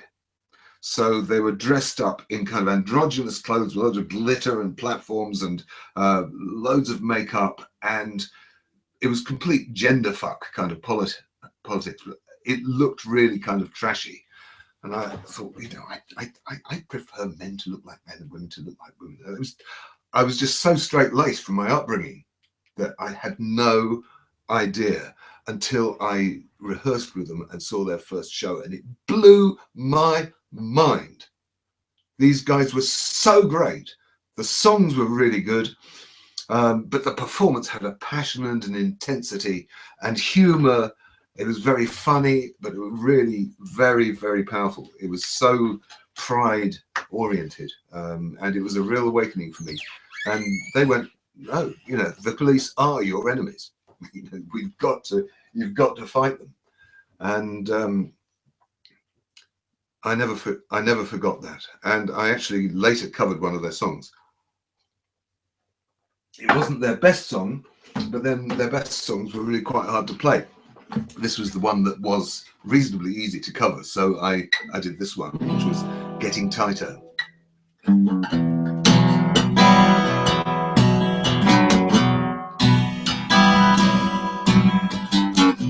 Monday morning, woke up free. All I wanted was to be me. Smoked a joint that got me high as I could be. Past some straights who screamed, hey fag, brought me down, what a drag. Punched a hole in my gay bag, just could not be me. And it's getting tighter, day by day. Nothing getting lighter in any way. Yes, it's getting tighter every day. Nothing's getting lighter in any way. Just could not be free. Just could not be. There was a really good verse that went, jocks from Jersey passing by, threw a rock, I don't know why. I got stoned, but I lost my high. Just could not be free. Anyway, you get the general idea. That was a big kind of kick up the backside for my complacent ideas about how we can all get along, and it's great when a boy meets a boy and a girl meets a girl. And then this whole thing of what was going on in Earl's Court with the police came along, and I kind of realized that being glad to be gay was going to be a bit of a struggle. And that's when in 1976 I got a chance to play at the Pride rally in Hyde Park at the end of the Pride March. And I wrote a song specially just for that one rally. I thought I was just going to sing it once and that would be the end of it. Turned out not to be the case, because the first verse went, the British police are the best in the world. I don't believe one of these stories I've heard about them raiding up pubs for no reason at all, and lining the customers up by the wall, picking out people, knocking them down, resisting arrest as they're kicked on the ground, searching their houses, calling them queer. I don't believe that sort of thing happens here. Then the sarcastic chorus went, sing if you're glad to be gay, sing if you're happy that way. Hey, sing if you're glad to be gay, sing if you're happy that way.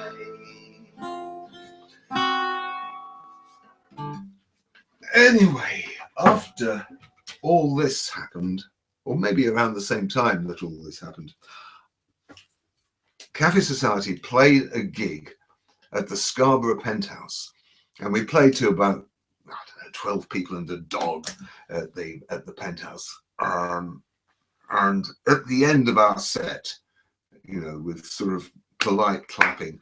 The DJ came on, and I can't at all do the accent, but he said something like, you know, right, ladies and gentlemen, that were Cafe Society. Is that next week we've got a band coming up from London. I don't know anything about them except they're meant to be the worst band in Britain. And they're called the Sex Pistols. And you just knew the place was going to be rammed with that build-up. Worst band in Britain, and they're called the Sex Pistols. Of course you're going to turn up on a Tuesday night in Scarborough and find out what it's all about. So I made a point of going and looking them up in the back of Melody Maker and seeing where they were next playing. I went along to see them at the 100 Club. And I hated it. I mean, I really hated it because it went against everything that I've been brought up to believe about being polite to the audience and being tuneful and melodic and professional and everything. And they turned up late. They didn't tune up. They clambered on the stage. Rotten went, "Who's going to buy me a drink?" And they insulted the audience, and it was memorable. It was definitely memorable.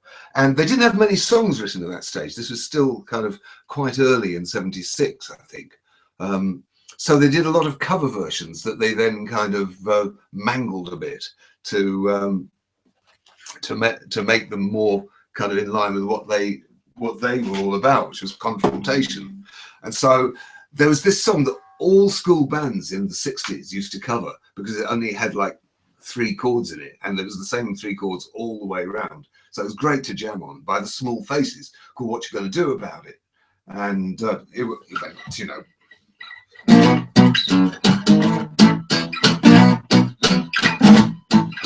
I want you to know that I love you, baby. I want you to know that I care. I'm so happy when you're by me, but I'm sad when you're there. Sing the song now. What you gonna do about it? What you gonna do about it? Now, when the Sex Pistols did it, of course, the lyric went, "I want you to know I hate you, baby. I want you to know I don't care. I'm unhappy when you're around me, and I'm glad when you're not there.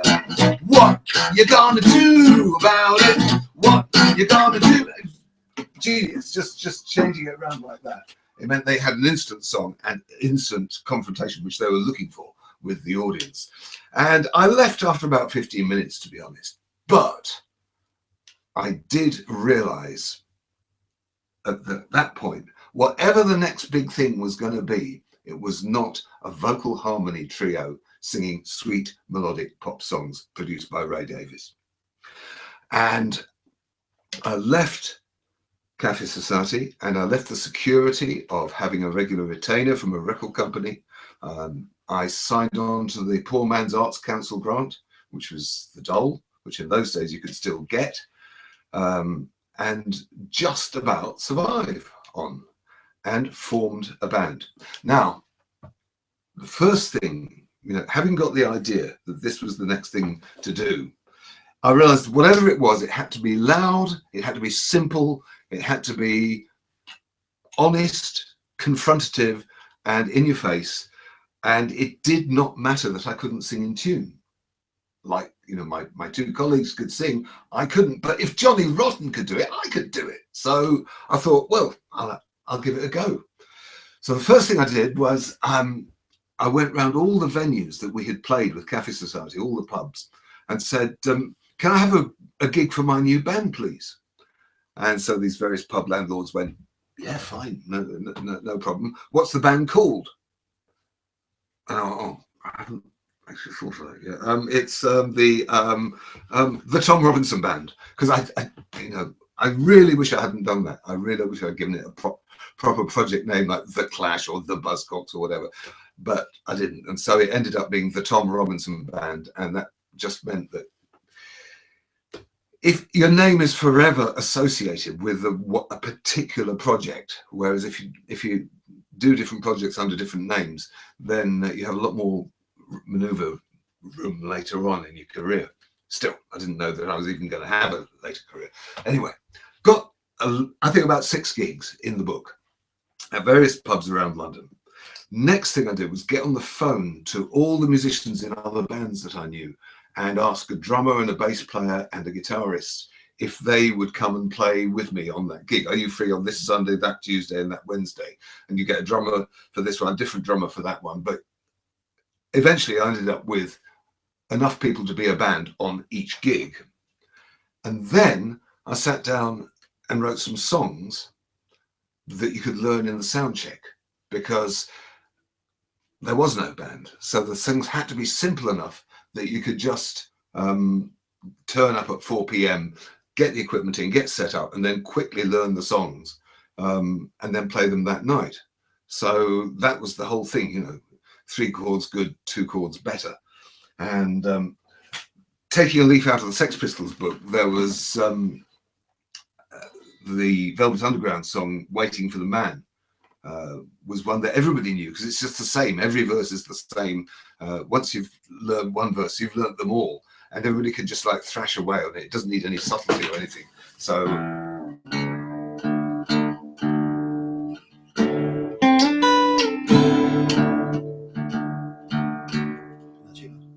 yeah, it's tuned up. Might as well have it in tune, eh?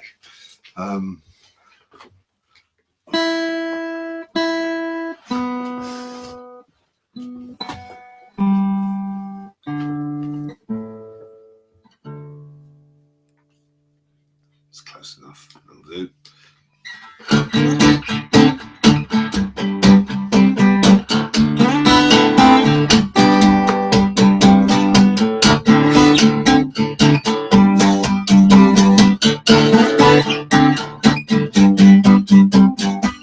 Hey, white boy, what you doing uptown? Hey, white boy, chasing all the women around. Oh, no, pardon me, sir, it's furthest from my mind. I'm just here waiting for this good friend of mine. Yeah, I'm waiting for my man. You could just do that all night. You could have a long guitar solo that would extend it to 5 or 6 minutes, and I used to end up kind of rolling around on the stage, sort of going waiting and stuff like that. Huge fun. Great song for just jamming with a band. And then there was another kind of Velvet Underground inspired song that one of the temporary guitarists I was working with just started playing. And I went, what's that? I went, I don't know, I just did it. So I took those chords and it was called Roy Butterfield. He's still credited on the songwriting there as somebody who contributed to the song, although he didn't think he had it, thought they were completely standard chords. And Up Against the Wall was just like... So you show that to the pickup band, and they just play that all the way through, only stopping when I sort of did that, and they just stop on the chord. But actually, you can play the same chords all the way through. So, dark and dangerous school kids, vicious, suspicious 16, jet black blazers at the bus stop, solid, unhealthy and mean, teenage gorillas on the tarmac, fighting in the middle of the road, supercharged fizzes on the asphalt, the kids are coming in from the cold. Look out, listen, can you hear it? Panic in the county hall. Look out, listen, can you hear it? Whitehall, up against the wall, up against the wall. So they just play that all the way through. You'd sing the song on top, instant song. So that way we got a band up and running called the Tom Robinson Band and started doing gigs. And once you had a series of gigs and a set of songs, and people started coming back to subsequent gigs, you could then put an advert in the Melody Maker saying, would somebody like to join and be the permanent band? So I recruited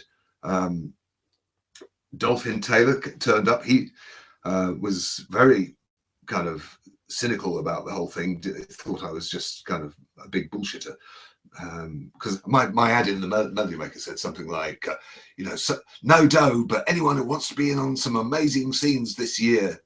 So yeah, he was going, yeah, fair enough, I'll believe it when I see it. But he did, because we went from the Dole office at the beginning of 1977 to Top of the Pops in November 1977. So we did get there in the end. And the biggest revelation was Mark Ambler, the keyboard player, because he turned up when I advertised for a bass player. I didn't even think about keyboards. And he was 16 at the time, and he turned up with his bass, and he was just so obviously musical that just showed him the chords and said, and then it goes to this. He went, yeah, it's all right, I've got it.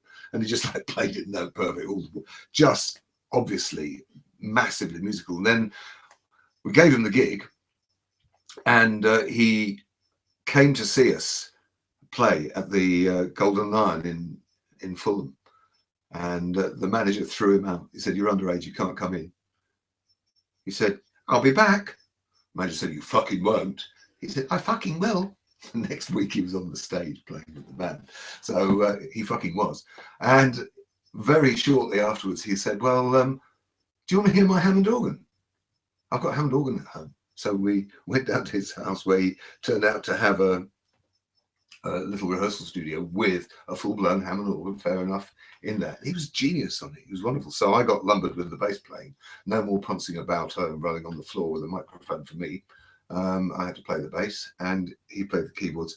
And then for the guitar, an old friend of mine from Finchden Manor, Danny Custo, got in touch and pretty much insisted that he should be the guitarist in my new band. And I didn't realize in the interim just how good he'd got in the intervening kind of 5 years since I'd last seen him.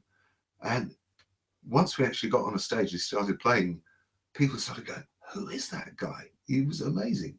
And a big part of TRB's sound was Danny's extraordinary stage presence and wonderful guitar playing. And to give you an example of what a difference that made, we did a demo of the Motorway song, as it was first called, for EMI in January '77, which they turned down. It was like a country song with harmonica on it. And it went like this. Sort of. Drive off traffic way to the motorway station. Fairlane cruiser coming up on the left-hand side. Headlight shining, driving rain with the frame. Little young lady starters ditching a ride. And it's 2, 4, 6, 8, never too late. In my radio trucking on through the night. 3, 5, 7, 9, etc., etc. But we then gigged it for 6 months. The band, we didn't have any money. We were signing on. We didn't have any insider contacts, but we just played wherever people would have us. And gradually, when you've played enough kind of, we played everything from Cheltenham Prison to Stowe Public School to Rock Against Racism benefits. I mean, everything, anywhere that would have us. And gradually, it's just you got gig fit, because the songs had to kind of communicate in that rowdy punk era pub environment, or you'd go under. So they had to be tight and they had to be tough. And by the time EMI Records came back to here as a second time, the song had metamorphosed it. Drive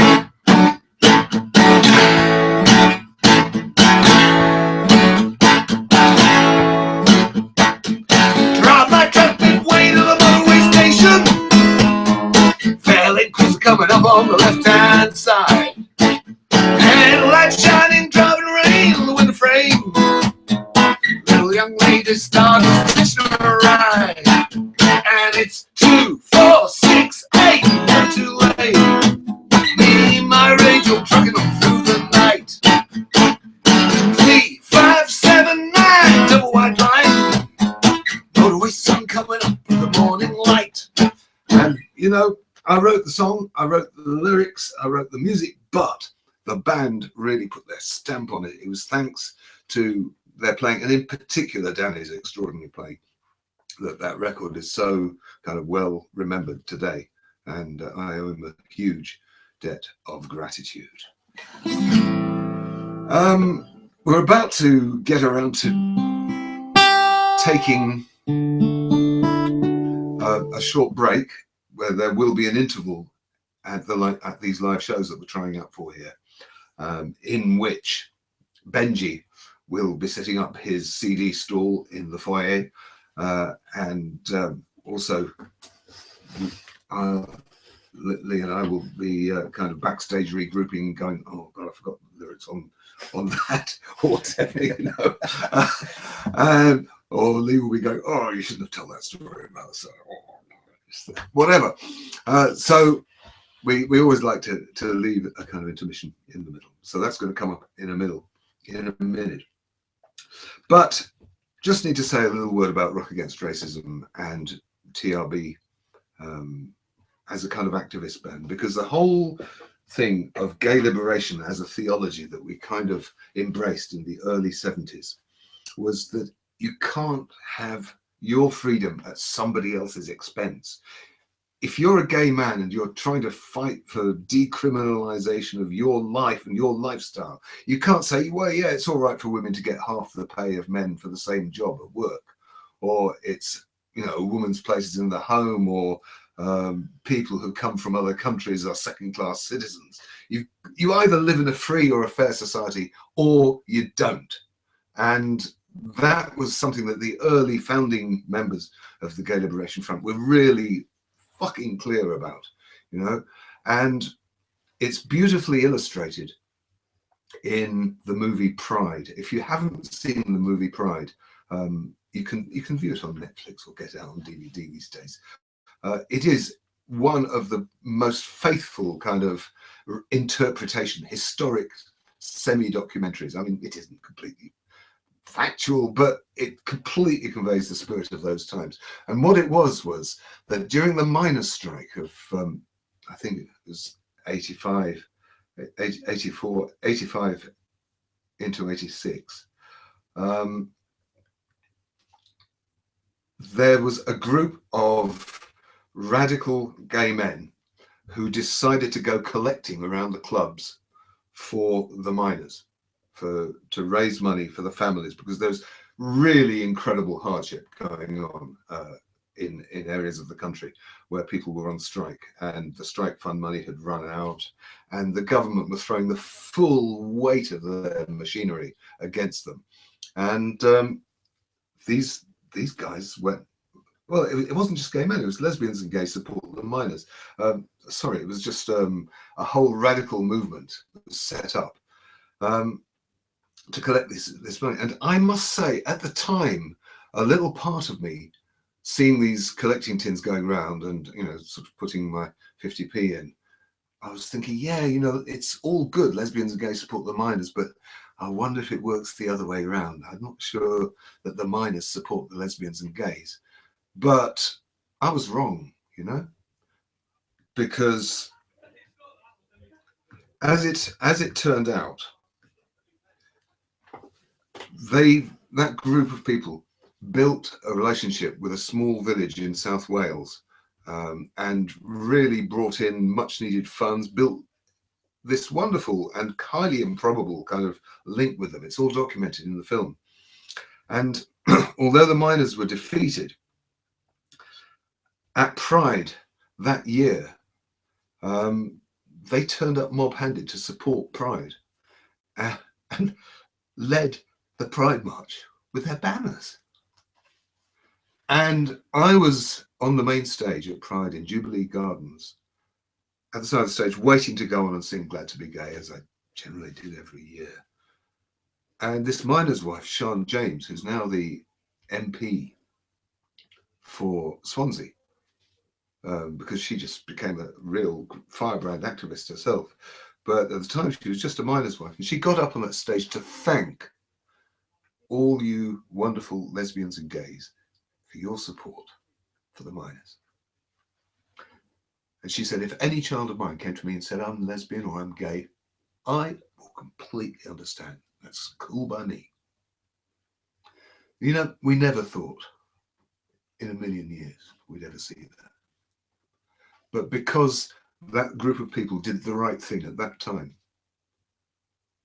just because it was the right thing, not because they expected definitely to get something in return, this amazing thing happened. And the following year at the Labour Party conference, there was a motion to put lesbian and gay equality on the Labour Party agenda in the manifesto.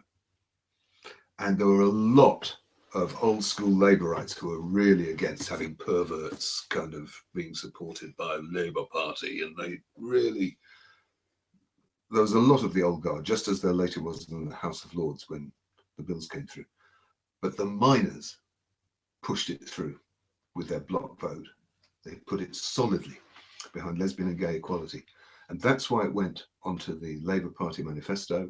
And that's why when Tony Blair's new Labour government came in, they repeatedly tried to get equality onto the agenda and through legislation. It constantly got blocked by the House of Lords.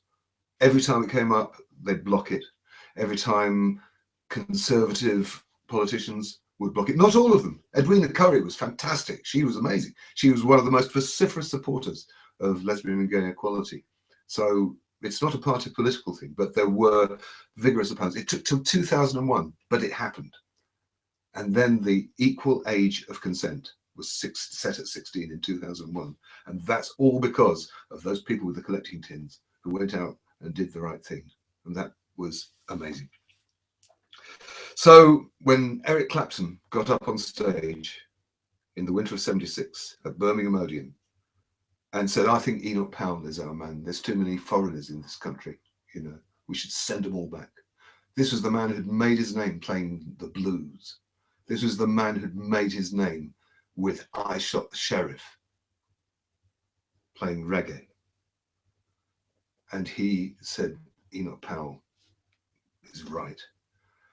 And those of us who'd grown up loving black music, rock music, blues music, every kind of great music that had come from African Americans over the years, and reggae was huge in the punk time, were appalled. And a group of people wrote a letter to the Melody Maker going, who shot the sheriff, Eric? Sure as hell wasn't you. And he signed off Rock Against Racism and gave an address. And so many people saw that letter published in the Melody Maker and the Enemy the same week and joined up. And I was one of them, the Tom Robinson Band. We signed up. It was just obvious. Danny was Jewish. I mean, he was totally in favour of racial equality. He just went without fucking saying. And then in the summer of '77, there was an election. I think it was a local council election, and through the letterbox came the usual three leaflets: Labour leaflet, Conservative leaflet, a Liberal leaflet, and then a fourth one came through, which was for the National Front, who were pretty much openly a Nazi party. And this was the first time in my experience that you had the option to vote Nazi. And we all know how, with the combination of bullying and intimidation and violence and apparent electoral respectability, the Nazis had managed to claw their way into power in Germany without ever getting a majority vote. And so it became really important that TRB not only stood for women's equality, not only stood for lesbian and gay equality, but absolutely as an anti-racist band. And Power in the Darkness was our was the song. I said before, 3 chords good, 2 chords better. Power in the Darkness is defining for that because it only has 2 chords in it. So you can learn that really easily.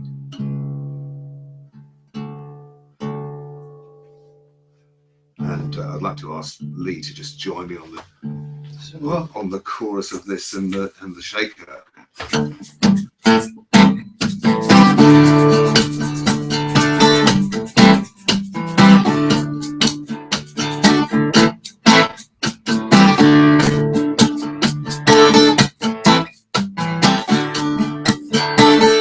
Power in the darkness, frightening light.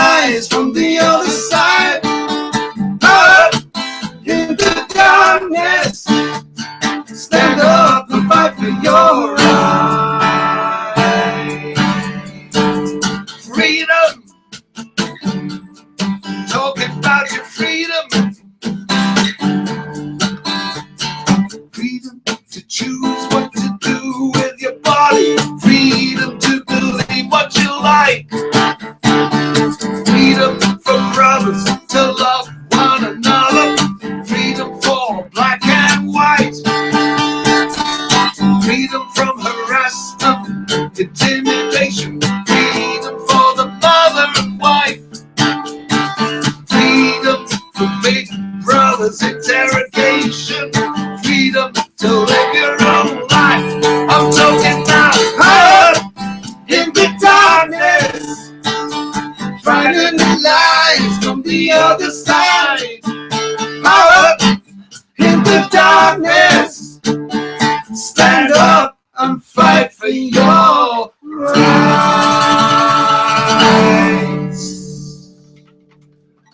End of side one.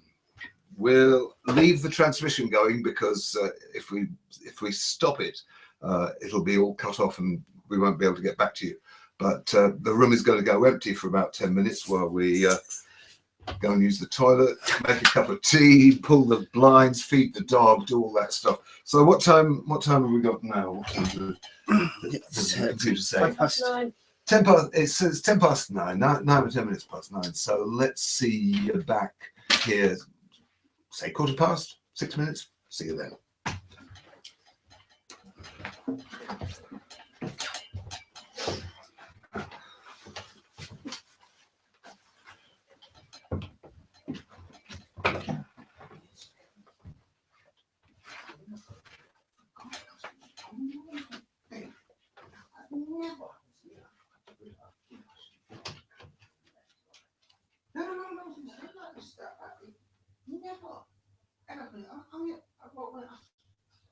That's not voting. Okay, I want 1998. I've never. But it was just weird about there's no. Yeah, I don't know. He's. You was at it. I think he's supposed to work on the radio. Yeah. He used to that the mental state of all the people being there, but they're not there. Yeah. But I don't. I get my energy from the audience. You know what I mean? It was just the strangest thing.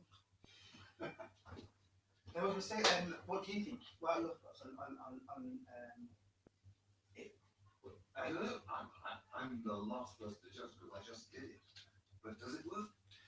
Yeah, but I'd say that it was a good thing to do this because I think you definitely could do with compressing it. Yeah, because I can see what you're doing if you want to the voice, but it definitely needs to be more compressing. Yeah, fine. But it's I know more quite a lot clearer as well. Yeah. Do you know what I mean? Totally.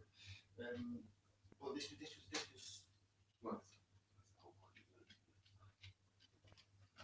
What's that, Lee? Lee, wasn't it? Is it? He's dancing to this. He is? Yeah, he's on the post. Is it? That's right.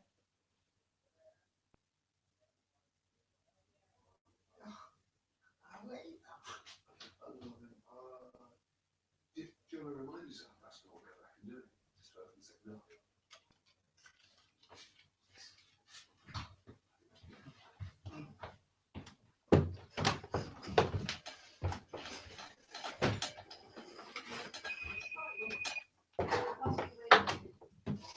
Yeah, well, as Lisa says, it isn't quite as good as it could be. Yeah. On account of. You said you don't have to stop the I took myself quite a lot. In the early days of 6 weeks, I probably did.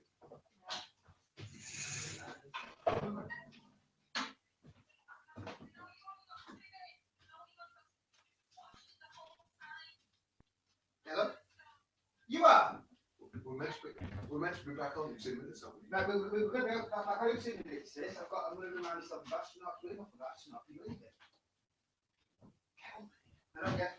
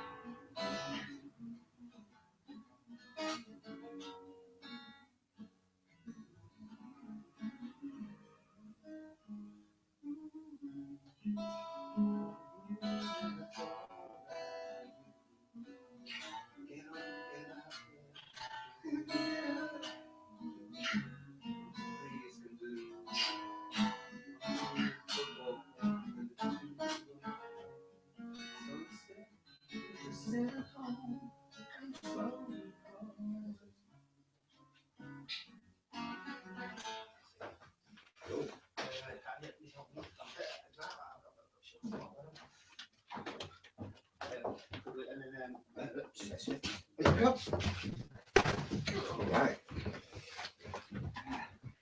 Right, how are we doing? Oh, it's 9:15. Promised that we'd be back. Oh.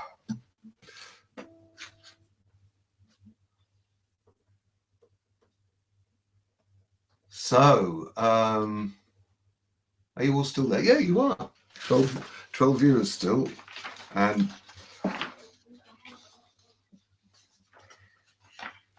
Lee is going to come. Lee's going to come back and do one song to open the second set, and then we'll be off and away. I actually have to remind myself what I was going to do in the second set.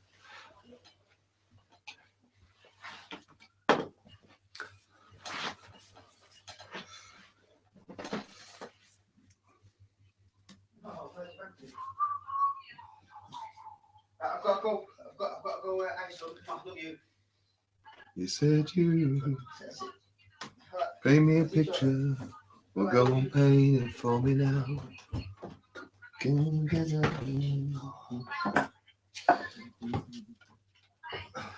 Right.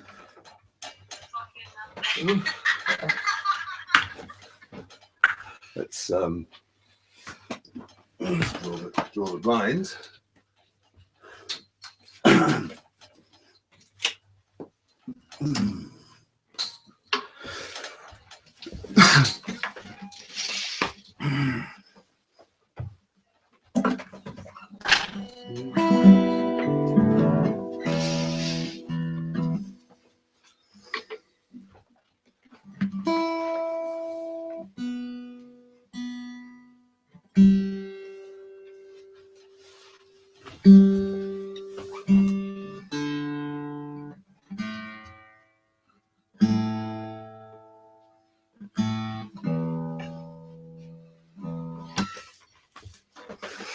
Hello, welcome back. How are you doing? So, in absolute disgust at me forgetting astronaut earlier on, said to Tom, can I just, do you mind if I, and he said, no, please do. So, let's dedicate this to my beautiful nephew, Lee. I love you, son. I think he's up there, actually. Oh, is it there? Yeah. Oh, of course. I love you, son. This is for you, and I miss you, madly.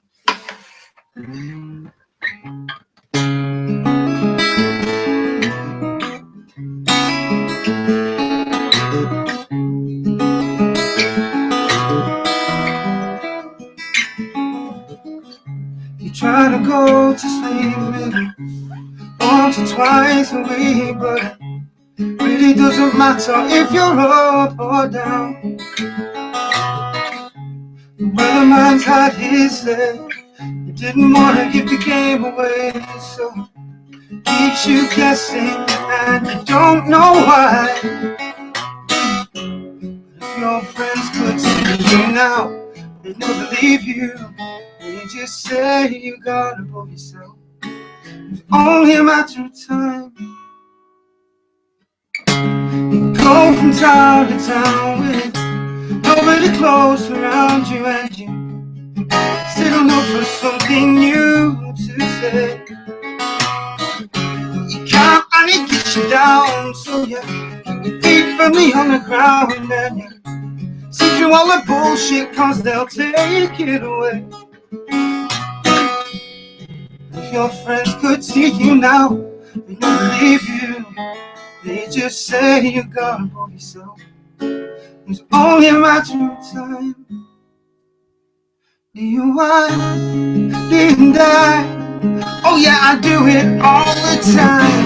It's so nice to be nice, especially when you can afford the asking price. You don't laugh, you don't care.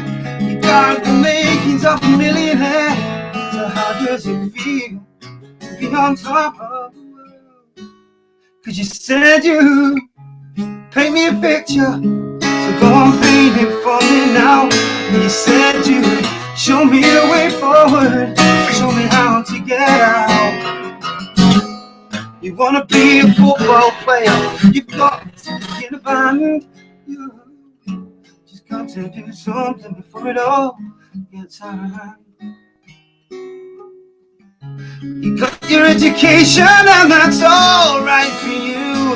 So go on, get out there, show me what your degrees can do. You want to be an astronaut, but it's too underpaid. So instead, you'll just sit at home and slowly fade away.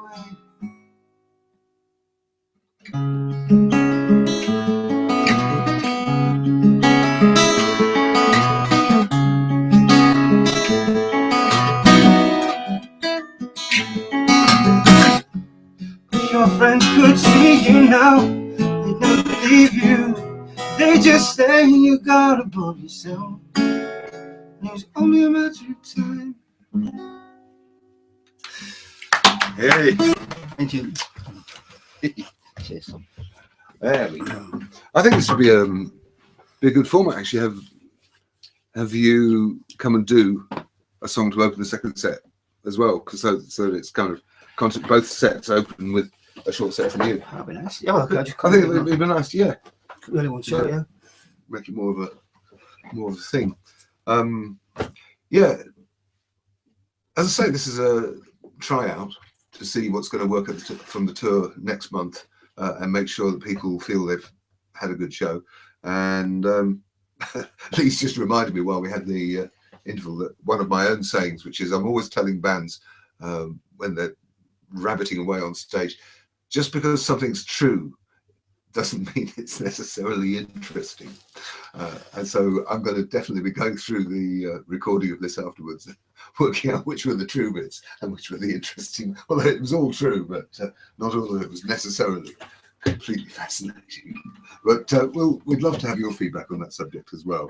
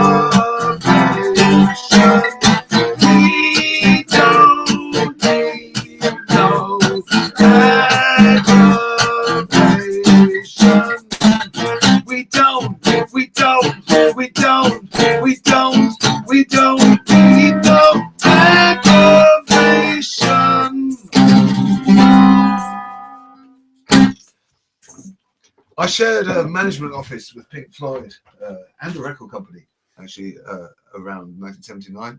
And that song came out in January 79, and Another Brick in the Wall Part 2 came out in October 79.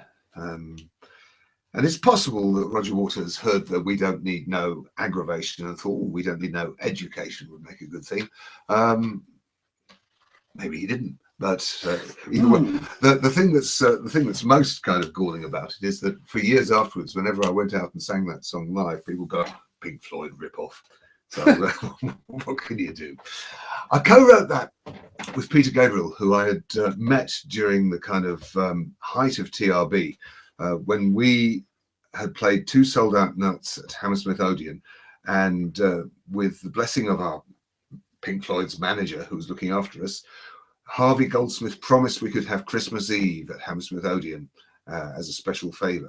But when it came to it, about a month away, we found that Peter Gabriel actually had a run of, I think, 9 shows finishing on Christmas Eve already booked in there. And Harvey Goldsmith rather sheepishly admitted that he had double booked us, and his solution was to suggest that Peter and I should get together and do a joint show.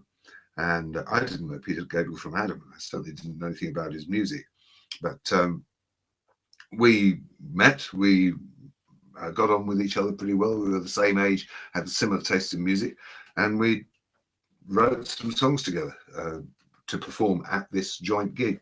So we did one with his music and my lyrics, which was the one you just heard. Actually, no, there was another one, Merrily Up on High, same thing.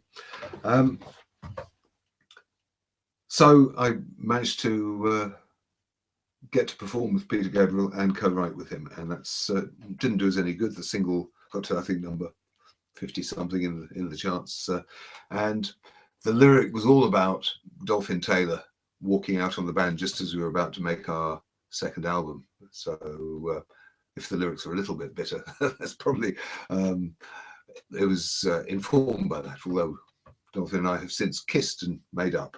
Well, made up anyway.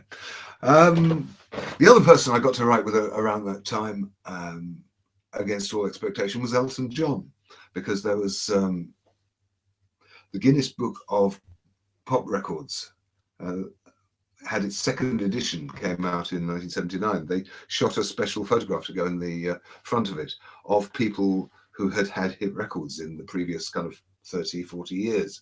There was Dame Vera Lynn there, and Jonathan King and Dave D of Dozy Beaky McIndish, the Drifters. I mean, a real star-studded thing. Kate Bush, Billy Idol, Paul Jones from Manfred Mann. And I was on my Honda 125 trying to find this place in the rain, and this vintage Bugatti pulled up beside me, and the window wound down, and a voice from inside said, "Can you tell us where the Guinness Book of Pop Records photo shoot is?" And I said, "Well, I'm going there myself, actually." And it was Elton John, and we got chatting. I thought I was going to hate him because he was, you know, I was coming through from the Rock Against Racism, punk, keep it real kind of background, and he'd read all my mouthy interviews in the NME and thought, "Oh God, what a dick."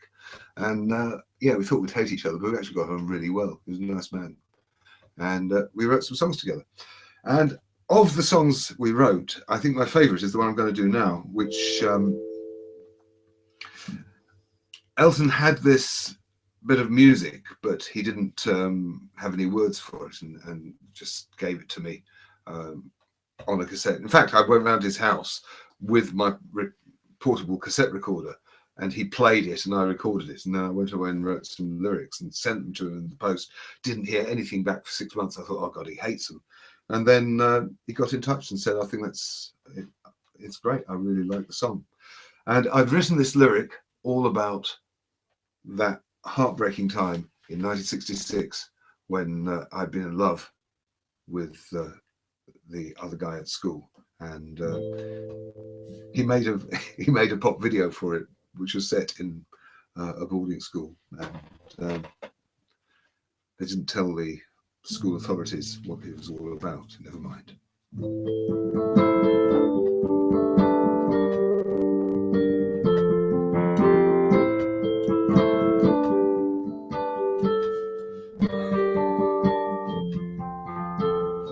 Staring all alone at your grace and style, cut me to the bone with your razor blade smile.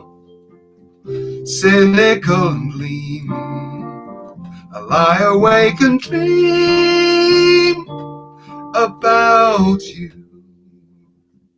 I love your gypsy hair and your dark brown eyes, always unprepared for your pointed replies. I watch you playing pool, it's all around the school that I love you. If you only knew what I'm going through time and again, I get ashamed to say your name. Hard to grin and bear when you're standing there. My lips are dry, I catch your eye and look away. Sitting in my room I've got it bad. Crying for the moon, my friends think I'm mad. Well, I would give my life for a single night beside you.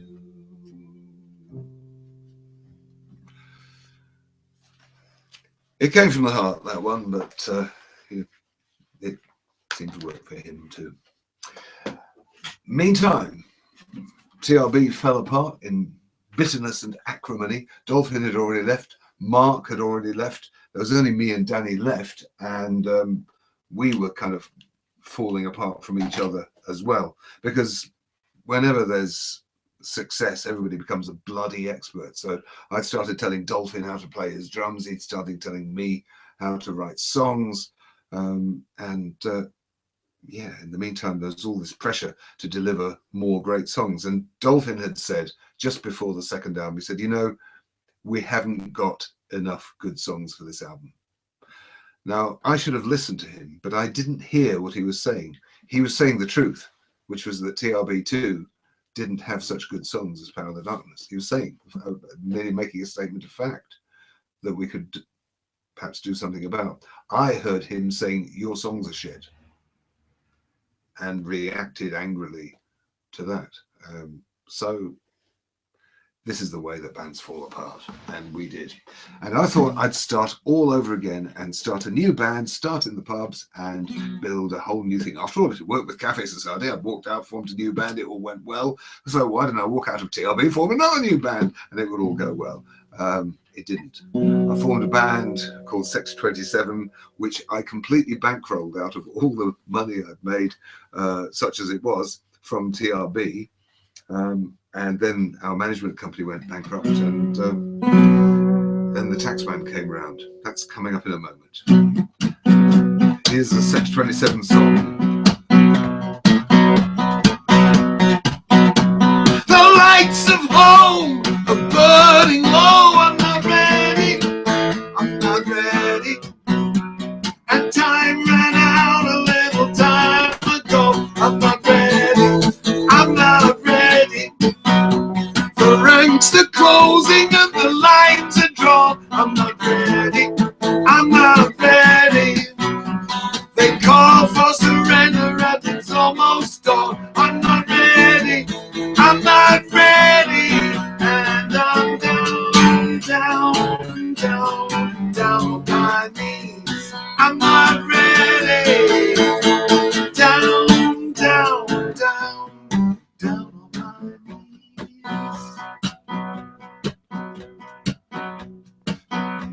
Basically, the songs from that album were lyrics on the verge of a second nervous breakdown, which I then pretty much promptly had. As the band was collapsing in chaos, the money was running out, the manager was going bankrupt, and then it turned out that the Inland Revenue hadn't actually been paid at all over the previous 3 years by any of our accountants.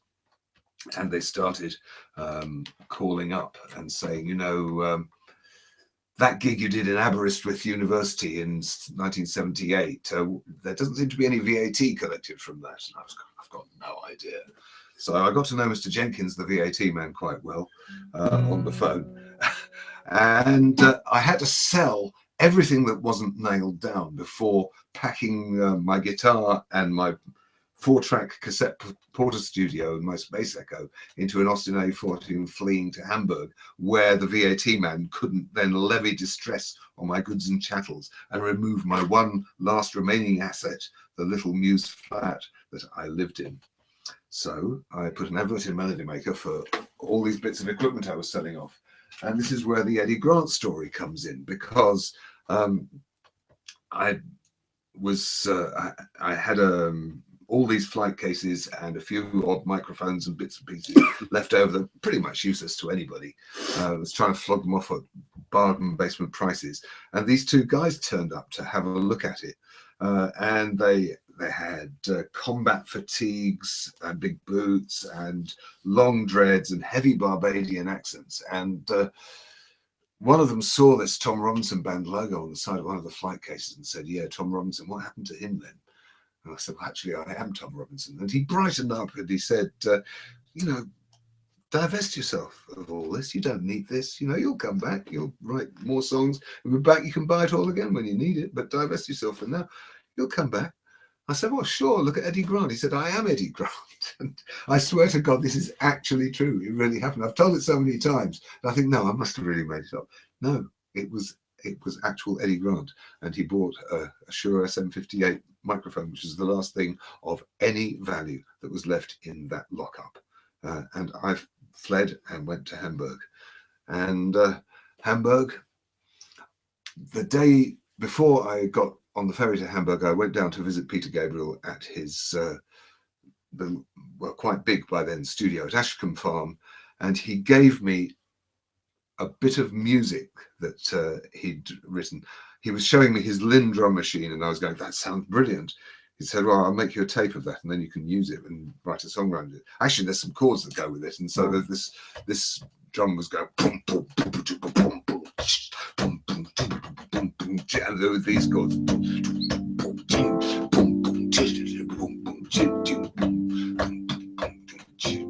So I took that all away with me to Hamburg and made an album on 8-track out there called North by Northwest on very, very low budget.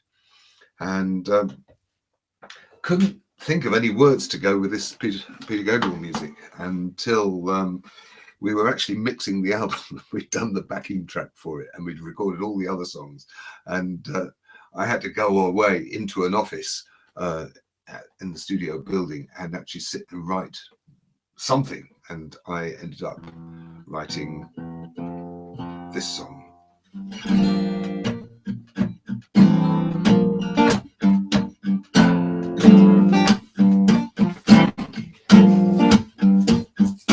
Leave the bureau in the snow, catch a tram to Uncle Paul, early evening rain round the moon. Slipping by the concierge, by the bikes and up the stairs, snap the latch, creep into the room. Throw off your coat, pick up the post, put the coffee on. Lie down on the bed, lay back your head, smoke a cigarette.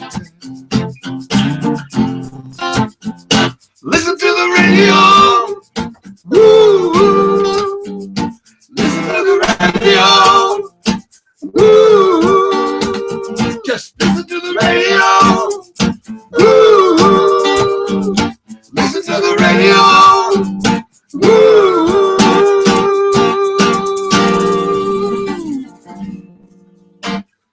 So there we go. That was life in Hamburg. Again, you might notice a little bit lonely again. There was no kind of relationship in place out there. Yeah, a lot of lonely wandering the streets at night. But I did get to smoke a most extraordinary joint one night, which was so strong that it had hallucinogenic properties. I mean, it really just had me completely detached from reality for a whole evening. And as a result, at the end of the evening, and it was quite an eventful evening, which we won't go into at this point, I just came down and wrote 5 or 6 pages of scrawl just straight onto an A4 pad. And in fact, that's, well, no, you can't see it, but I'll put this online somewhere. But this is a photocopy of it. But Amazing. That's actually the first draft of that nonsense. And although it was kind of fully formed, it wasn't entirely fully formed. So it just says, haven't you learnt a thing from the cowboy? Haven't you learnt from the tin pot lady? Cowboy, cowboy, Russell hand, amateur benzocaine station. I mean, this is how out of it I was. Yeah, it really was. And then the next line I wrote was, only the very young and the very beautiful could be so aloof. Oh, I'm one of the boys with my swagger and poise, But does it make him happy? Does it make him a good person? I don't even care when other people are there. I just stare and stare and stare. Does me in the pit, at the pit of my stomach. Oh no, ringing around with nothing particular, playing for keep. Theatrics, I don't want to die just yet. I see your shadow in the swimming pool and your face in the shaving mirror. I feel as if you're still here with me after all we've done and been. I follow your footsteps surreptitiously. I hope that you won't find me there. I just want to quietly be still beside you, see you, hear your breathing, feel your warmth again. I just want to see you one more time before we have to part forever. It all goes still like the crack of doom soon enough. Whenever we least expect to hear the call, nothing but gloom and tight-lipped despair on the TV, sickening reality in the pit of my guts. My friends all talk and joke about it. And then that's crossed out and put Armageddon afterwards. But then at the end of each day, it never recedes. Help me, help me, help me. I need to find some other way through all this mess, because if it's really true, then we're in it together and we better get the better of whatever's happening right now. And it just went on and on and on. And, you know, next morning when I woke up with a terrible hangover, or whatever it is you get when you've taken drugs, it was a headache, definitely.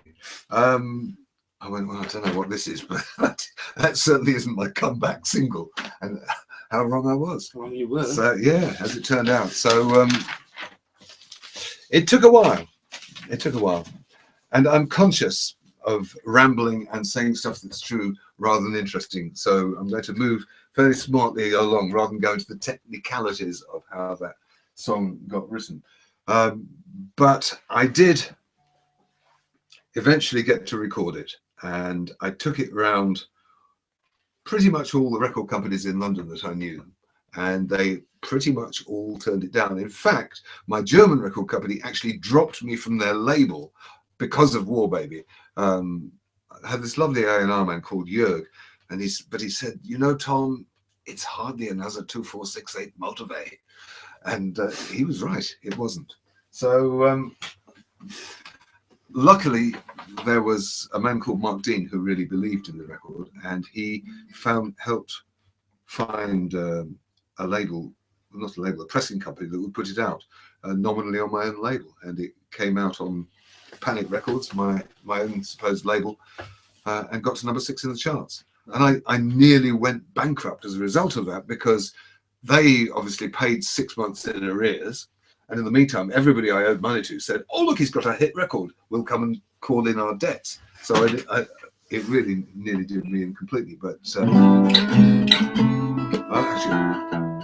better put it in tune, really. Let's play. Only the very young and the very beautiful can be so aloof, hanging out with the boys, all swaggering boys. I don't even care what other people there. I just stare and stare and stare. See your shadow in the swimming pool, and your face in the shaving mirror, time and time and time again. I follow your footsteps so quietly up the back stairs, and I hope and I pray that you're never gonna find me there. Smooth skin and tenderness, long ago on a dark night. Wish I could see you once again to remember that it was true. I wanna be still beside you, quiet and still beside you, listening to your breathing, feeling your warmth again. Whoa, baby. Whoa, baby. Whoa, baby. I'm scared, so scared. Whatever it is, you keep pulling me down.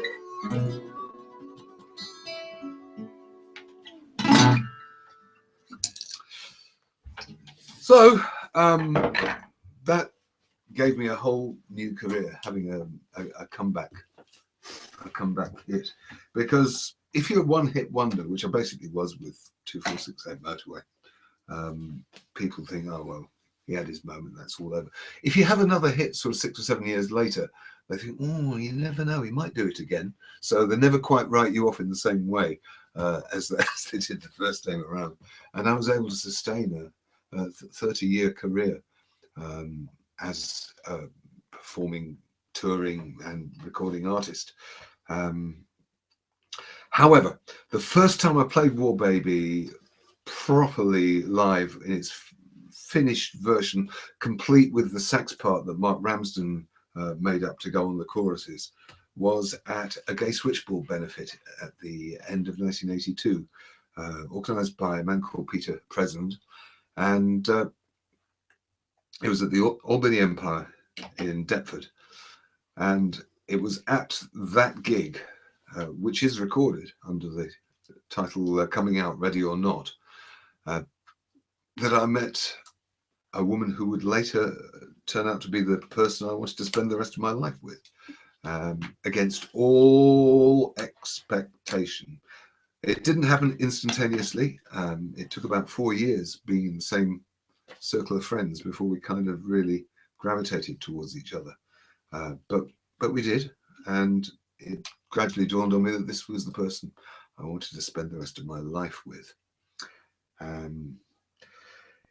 In the meantime, this strange thing had started happening, which was people started getting sick and nobody knew why.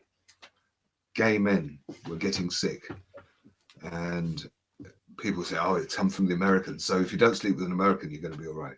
And then they went, oh, well, it's if you take poppers. If you use poppers, you know, you're asking for trouble. If you don't take poppers and you don't sleep with Americans, you're going to be fine. And just gradually this nightmare unfolded in our community, where friends and lovers and wonderful, funny, intelligent, handsome, lovely men who in my circle of friends were just dying.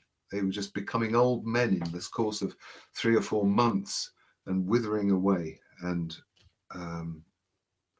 it took a little while before they found out about HIV, and even today it's still disputed whether HIV is what's responsible. But today, when I see young gay men making a virtue of barebacking, of having sex without condoms, you know, it just makes people of my generation so incensed, because my lovely friends didn't have that luxury of knowing what was killing them and have the luxury of going, oh, well, fucking somebody will come along with a new drug and then we'll all be all right. And to see young people now disregarding safety and sanity on the supposition that the NHS will always be there with retroviral drugs, which will always work and will always keep you alive for the rest of your life. It just ain't so. So, safer sex, for fuck's sake. The thing that was happening, I did some volunteer work, not much, for the Terence Higgins Trust. And one of the things that these young men had to do, they had buddies who would be appointed by the Terence Higgins Trust to help look after them and make sure they were okay, and sort out their needs. But then they also had to have a porn buddy when things were getting close to the end. It sounds grisly, really, but the thing is, if you knew you weren't going to live very long and that your mother was going to inherit your flat and go through all your stuff and kind of uncover your secrets and everything, you needed somebody you could trust, who at the appropriate time would go to your flat and just clean it out, get rid of all the stuff that's under the bed, burn up all the old photos and stuff, so that it would spare the parents and family having to do a job that might have actually added to their distress at losing a loved son. And so,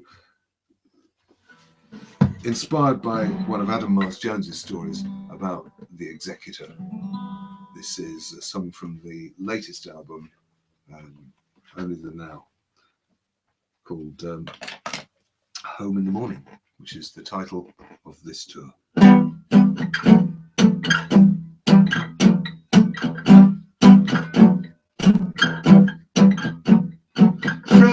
my letters, burn the old Polaroids, stick all those mags in the trash, empty the treasure chest under my bed, oh, and flush every crumb in my stash. Swear on your life you'll wipe my hard drive and smash any backups you find. There's no need for my mother to ever discover the life that I'm leaving behind.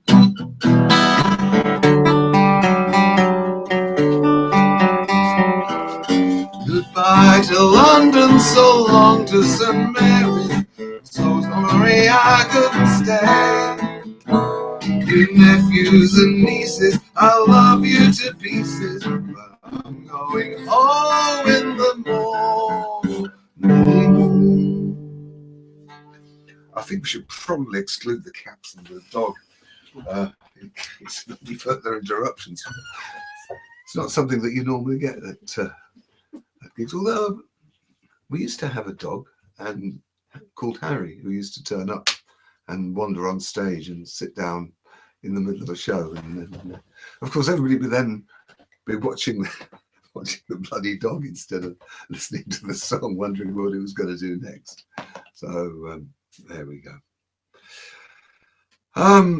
As I say, I ended up getting close to the woman who would become my future wife, and certainly the person I want to spend the rest of my life with. And I was still going out on stage and playing Glad to Be Gay every night on stage, and I didn't want to be a hypocrite about it, so I talked to Gay Times and the Pink Paper about it, but they didn't think it was a very big deal. But then a couple of years later, the Sunday People got hold of the story, and really, well, they went to town on it, you have to say.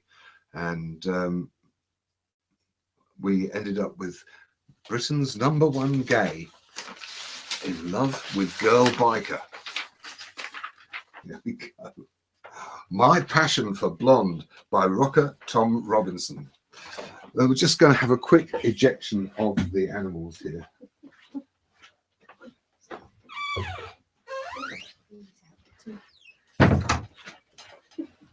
Dear, oh dear. But I'll share a little bit of this with you because it's quite, in retrospect, even though not a word, well, hardly a word of it was true, it was all made up by these bloody sensation-seeking journalists. Gay rock star Tom Robinson has stunned his homosexual friends by falling for a girl!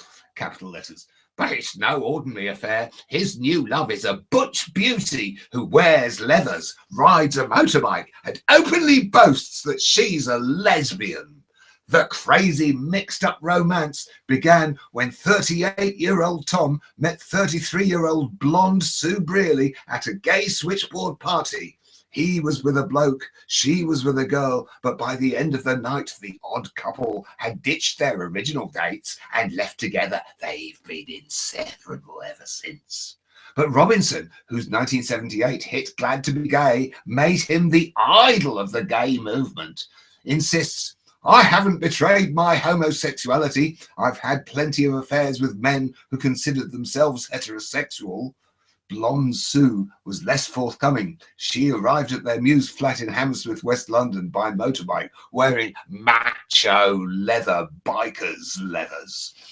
Then she snapped, we don't want to talk about our affair. Our private life is not for public consumption. It's nothing to do with you or anybody else. It's true, they did actually lie in wait behind the dustbin, waiting till Suze came home from work on her motorbike and tried to interview her, and she did snap fuck off.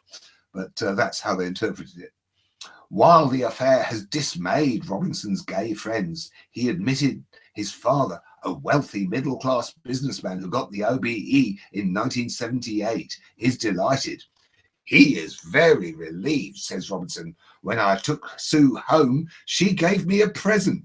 My father said, when he saw the calendar of half-naked men, he said, those, I hope, are yesterday's men. Sue and I joke about getting married, but I don't suppose we ever will. Anyway, it then goes into cocaine abuse and all the rest of it. Horrible, horrible stuff. And a little bit of it gleaned from other interviews, but mostly just made up. Boasting that she's a lesbian. I don't think Sue ever did that. But never mind, it made a good story. The reason why this was so upsetting, I think, for us, was that these papers at the time were at the height of their homophobia. The Sun, the Mail, the Express, the Mirror, the Star were just pouring out a torrent of vile hatred against the queer community. I mean, it was in that atmosphere Section 28 was put together. And don't ever forget what people like Kelvin Mackenzie and Bernard Ingham and those other toe rags were writing. I actually put together a whole song purely out of the lyrics were entirely quotes from the tabloid press during the AIDS crisis. I won't sing the song because it's quite long and quite hard to play, but I'll give you the lyric. They're a dismal, miserable bunch of fanatics pretending to revel in the way they are, a destructive, evil menace to society. Lock them all away where they can do no harm. There's been too much toleration. Now we're knee-deep in them, year by year. It may mean the end of civilization. We'll all catch something from a glass of beer. We see these vile, insulting animals every other night on our TV sets. Big ones, little ones, harridans, harpies, catamites, sluts that couldn't care less. These freaks proclaiming their failings, corrupt anything and everything they found. Kids get molested in their minds and their bodies. It's high time we stopped pussyfooting around. Shut them all away on an offshore island. Let's get rid of these repulsive rats. Put them in a pit. Pour quicklime over them. Burning's too good for filth like that. That was the pride of British journalism in the 1980s. And don't ever fucking forget it. What bastards. Still are. They still are, but they hide it today. They still think that. Oh, of course they do, yeah. They still think that, but they at least canny enough to hide it. TRB reformed in 1989 through to 1990. And that was the single worst year of my entire professional career. It was just so horrible because I had been through 10 years of psychotherapy during the 80s, following the near breakdown at the end of Section 27. And I was in a mood for reconciliation, making it all up to them, and let's do it right this time. And, you know, to be honest, they hadn't been through 10 years of psychotherapy. And as I say, I hadn't really treated the band that well at the time. And there was much to make up to them for, I think. And they were in no mood to kind of meet me on that basis. And so I was after reconciliation. They were after revenge. We had a year of that. The only really good thing that came out of it was one song, Living in a Boomtime. We co-wrote with those three members, Danny, Mark and myself. Dolphin was already away by then. But we were so much at odds with each other. We had the use of a 24-track studio all the time after we'd written this song. And we could not agree on paying an engineer to record the song. And there is no TRB version of that song in existence because we were fighting over every fucking stupid decision that had to be made. Still, I played it solo and it worked out all right. And it was the title track of an album.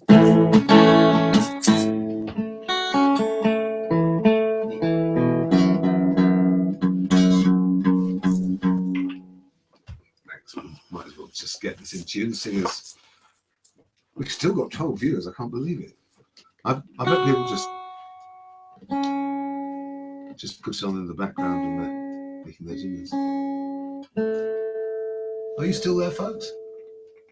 Someone stick the kettle on.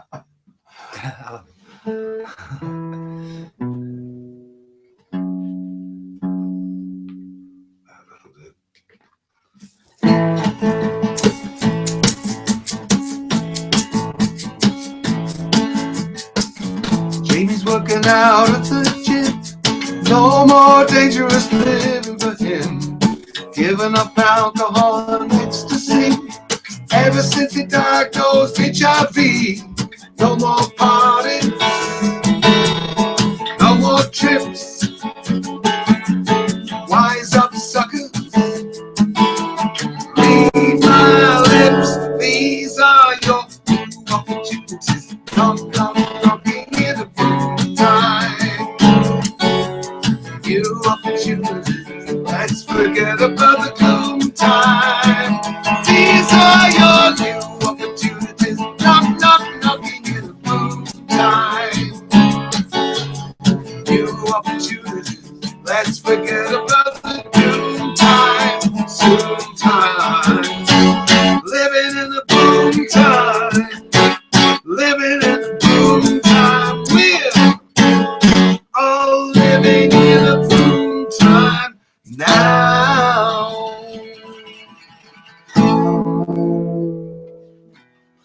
So, I think that's getting pretty much to the end of the show as it's going to be.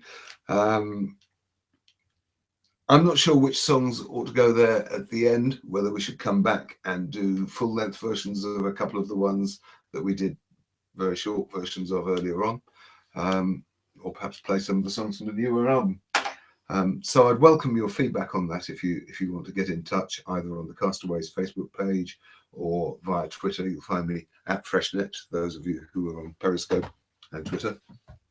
But I'm still refreshing myself on how to play the piano again after all these years, having been not a touring musician and having had other people who could play the piano better than me. But I'm learning these parts.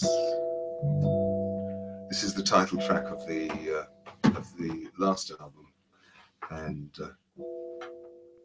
yeah, dedicated to my dear friend Lee. Thank you. And of course to my lovely family. Felt like I'd known you for all of my life, long before you first arrived. Those black and white Polaroids signaled the shift before we looked into your eyes. The freedom to choose, I was happy to lose, when freedom's a prison with walls. You lifted the sentence that blinded my life and captured me once and for all. The present seems endless, seconds slide by, birthdays roll endlessly on. Familiar rituals, year after year. Who could imagine them gone? Two brilliant stars shining under the tree. Two treasures we tucked up in bed. No home movie moments recapture the time, or words that cannot be unsaid. Only, I just get this chord right. Only the now, there's only the now. The moments roll on into days. Only the now, there's only the now. Don't ever wish it away.